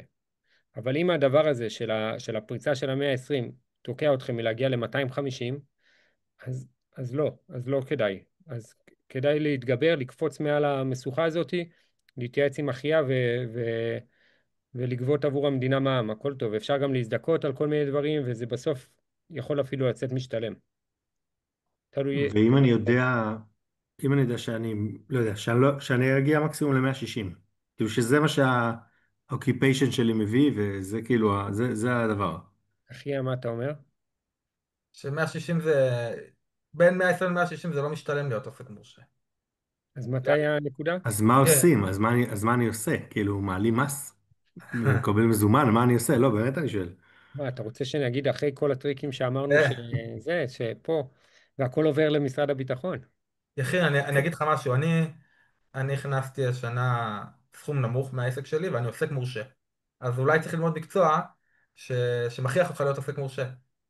זה אולי גם איזה... לא, אז אני פשוט באמת כאילו, סתם, מה שקראתי זה שפתאום כזה התפוצץ, פתאום כאילו מלא הכנסות, ברוך השם. אבל עשיתי את החשבון ואני יודע של מה המקסימום שאני יכול כאילו בדברים שאני עושה, ואני עובד מאוד קשה, אני עובד מהבוקר עד הערב, מה המקסימום שזה יכול להגיע בשנה. זה לא הרבה מעבר כאילו, זה לא הרבה. זה בין 140 ל-160 כזה. אלא אם כן אני אתחיל, לא יודע, כאילו במקום לטפל אני אתחיל ללמד את השיטה שלי. ואז, לא יודע, אני אצליח. או, או כאילו, ש... אני אצטרך ממש לשנות את העיסוק בעצם. אולי זה מתחבר גם לשאלה שיש לי, יכול להיות שחלק, כאילו מה המשמעות של להכניס חלק בתור שכיר? ונגיד אני יכול לוותר, כאילו לעבור על חלק קטן מהמשכורת שלי בתור שכיר, זה משנה משהו? כן, מאוד. זה, יכין, אחיה הסביר את אולי... זה קודם, שזה שזה התכנון מס, יכין, אם אתה יכול, אם אתה נותן שירות לא לאנשים פרטיים, אלא לאיזה גוף, לאיזה עמותה, ששם יש לך הכנסות של 40,000 בשנה, 30,000, זה יכול לפתור לך את הבעיה. אני נותן שירות לעסק, לעסק שהוא גדול, כאילו. אז למה, טוב, ואני מעריך שאתה גם עושה קצת דברים פרטיים, אז אולי את העסק הגדול תבקש להיות שכיר, ואת השאר הדברים תעשה עם קבלות. ותהיה מוכן לספוג, כמו שאמרתי, שמי שיוצא לעצמאות הוא צריך 140%, כאילו הוא צריך להוסיף עוד 40%, אז אתה תסכים לקבל בתלוש, בברוטו, פחות ממה שהיית. זה, אבל מבחינת מיסים, בסוף אתה תרוויח, ממש. כן. אז כן, אני זה לא יודע כן, אם זה יש להם, עבודה. אני לא יודע אם יש להם את האופציה לעשות אותי שכיר, אבל בעיקרון אין כל כך בתחום אם שלי אם יש שם שכירים. שכירים, אפילו שכיר אחד, אז יש להם את האופציה. ואז אתה צריך להתעקש על זה. אם הם רוצים אותך, זה חלק מתנאי עבודה, יש כאלה שרוצים לעבוד מהבית, ויש כאלה שאומרים, אני רוצה להיות שכיר. אז זה יכול לפתור את הבעיה, נגיד שלך. Mm, וספציפית לגבי השנה, אז תשים לב שאתה לא עובר את התקרה, ותדחה קצת הכנסות לינואר 26, לא, ואז אני חושב שאני לא אעבור, אני חושב, כי בגלל שרק התחלתי להכניס באמצע השנה, כאילו, סכומים משמעותיים, אז אני לא חושב שזה יעבור. כן, זה יהיה יחתים, אתה גבולי יכול מאוד, כל אבל שנה זה לנסוע חודשיים להודו, ואז זה יפתור לך את הבעיה. לגמרי. טוב. אבל אני לא יכול, כי אין כסף בצד להודו, כי כל הכסף בצד לפנסיה. לא, או... השתלמות, ואז פעם ב6 שנים לנסוע להודו. טוב, אז אנחנו בעזרת השם, תודה רבה לאחיה, תודה, כיף לפגוש את כולם. אחיה, שים שוב את המספר שלך, רגע. באמת כל הכבוד, היה יפה. היה מדהים, ממש תודה. מקווה שעשה לכם סדר, הבטחנו שיהיה יעיל, מועיל, לא יעיל. כן. ויש את המספר, מי שרוצה לפנות אליי, אז תמיד יש את זה בטלגרם, יש כתוב שם, זה. משהו אה, קטן אחרון, בעצם שכירות מדירה זה לא יכול להיחשב עסק? זה, לא, זה שנייה. לא. בגדול, מי שמתעסק ומשכיר הרבה דירות, אז רשות המיסים מכריחה אותו שזה יהיה הכנסה עסקית, ואז זה הכנסה לעסק לכל דבר. הכלל אצבע שלהם זה בעיקרון 10 דירות. לפעמים פחות יכול להיחשב עסק, יותר יכול לא להיחשב, זה תלוי בסיטואציה. בשביל זה יש פסקי דין. מי שמשכיר 2-3 דירות זה לא נחשב עסק, זה רוב המקרים, נגיד אני אסייג את עצמי, ויש דיני מיסוי שונים להשכרת דירות. כן. צריכים לעשות על זה מפגש נפרד, זה כאב ראש. אבל זה הרבה לא יודעים שמי שמשכיר מעל התקרה חייב להגיש דוח מלא, שנתי. אז תהיו מודעים לזה. זה די קל לעבור את התקרה היום עם מצב הנדל"ן בישראל. עכשיו זה כבר לא נכון. למה? למה? כי כי מה קיים בתקרה? התקרה היא 5,600 ומשהו. בנו מערכת ייעודית לדיווח על נכון. פטירה. כמו עוסק זעיר יש מערכת כן, דיווח על זה. יש נכון. מערכת ייעודית, היא גם, זה אותו דבר, יש כאלה שזה יבוא להם בקלות והם הבינו מה שצריך, כי יש איזה 3 מסלולים, פלוס איזה סיוג, פלוס איזה תוספת, ויש כאלה שיצטרכו עזרה, זה אותו דבר, כמו עסק נכון. זעיר. יש, בסדר, בפינת התקווה, יש מישהו, יש אנשים אי שם שעובדים על זה שיהיה יותר קל לעסקים קטנים בארץ? הנה, כאילו מישהו חושב על זה? מישהו נותן על זה את פורמט הדעת? עוסק זעיר זה, אתה לא מבין כמה זה רדיקלי, זה חסך מיליארדים של עבודה. אני לא, השקעתי, אוקיי, זה אני מבין, לא, זה מוערך מאוד וזה, אבל אני זה, מתכוון זה, בעיקר הקטע הזה שאתה צריך 32% מההכנסות שלך כאילו לשלם למדינה. אז זה זה, אז עניין של זה, מיסוי, זה פשוט תשנה פה את הזה, זה לא קשור לעצמאים, זה קשור לזה שאנחנו מדינת רווחה. כן. זאת אומרת, ככה, כשאתה בעל עסק ואתה מכניס 40,000 שקל בחודש, אתה משלם מיסים, זה שובר את הלב. כשאתה בהייטק ואתה מרוויח 40,000, וזה פשוט אז אתה מתמרמר, אבל זה פחות מורגש, כי פשוט מישהו עושה לך את זה. כשאתה צריך להגיש בהוראת קבע פעם בחודש או חודשיים את המע"מ ואת המס הכנסה ואת הביטוח לאומי, זה שובר אנשים, באמת. אבל זה יותר הגדרה פסיכולוגי יפה, ונזכה להיות משלמי המיסים, מה שנקרא. וכולי. כן, כן, וזה גם נסיים במשהו פילוסופי הפעם באמת, ככל, אבל סיימנו, אם מישהו רוצה ללכת שילך, שלא, אני יכול לחפור עוד שעה. עכשיו זה החבורי, אלישב. עכשיו זה החבורה, כן. תשמעו, בגדול להיות בעל עסק זה דבר מטומטם, בסדר? למה? כאילו עצמאי. כי בני אדם, הם גילו כבר לפני הרבה זמן שככל שהם עובדים ביחד, כל אחד מתמחה במשהו, הם יכולים לייצר יותר מאשר כל אחד לחוד, נכון? עובדה היא שרוב העסקים בעולם הגדולים, יש להם עשרות ואפילו מאות אלפי עובדים, בסדר? כאילו, כי כנראה יש איזשהו היגיון שאתה לא תעשה גם את השיווק, גם את המכירות, גם את העיצובים גרפיים, גם את הפגישות, גם את הנהלת חשבונות וזה. אז זה לא הגיוני, זה הגיוני להביא אחד לכל דבר כזה, ואז בסוף יוצא שאתה עסק בעצמך, נכון? אם אחיה בשביל לעשות את העסק שלו, הוא צריך מזכירה, מעצבת, מעצב גרפי, איש מכירות, שירות לקוחות, אז בסוף הוא עסק, נכון? אז הוא לא עצמאי. אז זה לא היה הגיוני. אבל מה עוד קרה? אה, ככל ש... אתם מכירים את ההכרזה של סם אלטמן? הוא אמר שהוא צפה, לא יודע, לפני איזה שנתיים, שתוך 5 שנים נראה חברה הראשונה של יוניקורן שנעשתה על ידי בן אדם אחד. וואלה. שזה יהיה כאילו הביטוי, זה כאילו הביטוי המשמעותי של, אה, זה כאילו הקפיצה האנושית. אתם מבינים למה זה קפיצה? זה, זה לא רק מגניב, וואי, כי כמו בייס 44, כאילו הבחור מתל אביב שבנה חברה לבד ומכר אותה לוויקס, לוויקס לא יודע, 17 מיליון דולר, זה נחמד, אבל הוא דיבר על מיליארד דולר, 1,000 מיליונים. אז עכשיו, למה זה משמעותי פעמיים? כי זה אומר שהדבר הזה שאמרתי שזה טיפשי להיות לבד, הוא הופך ונהיה לא נכון. כי היום אתה יכול לעשות המון המון דברים, או באאוטסורס, או באוטומציות, או בבינה מלאכותית. אפילו לכנס את הפגישה הזאת, שזה להביא 30 אנשים ביחד, שזה דבר, פעם, לפני שהיה זום, זה היה דבר שדורש המון המון משאבים. הייתי צריך. והיום, בקיצור, היום יותר מתמיד קל להיות בעל עסק. עצמאי, כי אתה יכול הרבה דברים לעשות או בשירותים דיגיטליים, או באאוטסורס מאוד מאוד זול. אבל זה מביא אותנו גם לסוגיה של המיסוי, ובזה אני אסיים, כי ככל שבן אדם אחד יכול לעשות, זה יותר ויותר הון ירוכז בידיים של מעט אנשים, בגלל שהם לא יצטרכו את כל שאר האנשים, ואז יהיה לנו סוגיה חברתית מאוד רצינית של איך מחלקים מחדש את העושר, כי בני אדם לא אוהבים שיש כל העושר מרוכז אצל הרבה אנשים, אצל מעט אנשים. אז בעצם אנחנו כבר עכשיו שם. אם לוקחים מאיתנו 50% מס, ועדיין אנחנו חיים בשמחה, זה אומר שיש לנו הרבה כסף.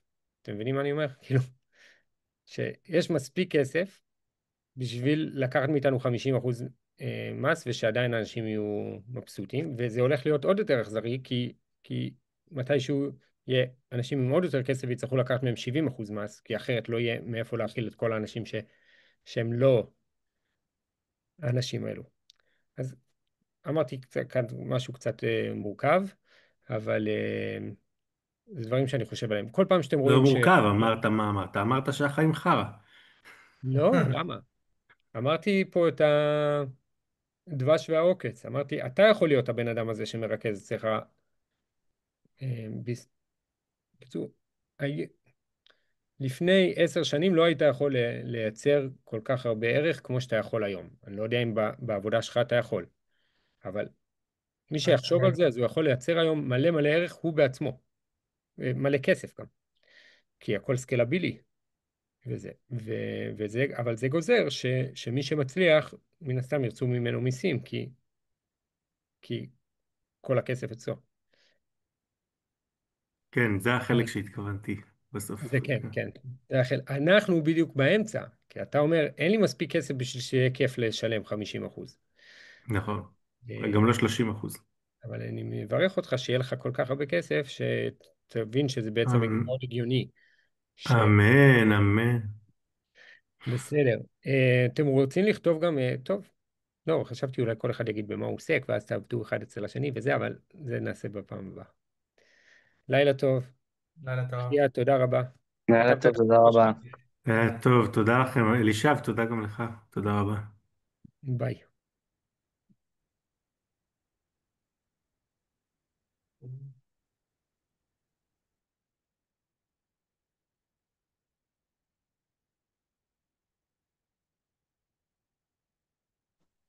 אחי השוק. אתה פה? יאי יאי יאי. תוך כדי השמירה. לפני זה היית ארי פרידליך. אה? רגע, צריך לעצור את ההקלטה. מעניין אם אחי הוא עשה. השוק. שנייה, אני אגיד חם להם. עליך. הערצות. איפה אתה? בשמירה. שנייה, אני בודק שמפסיק את ההקלטה.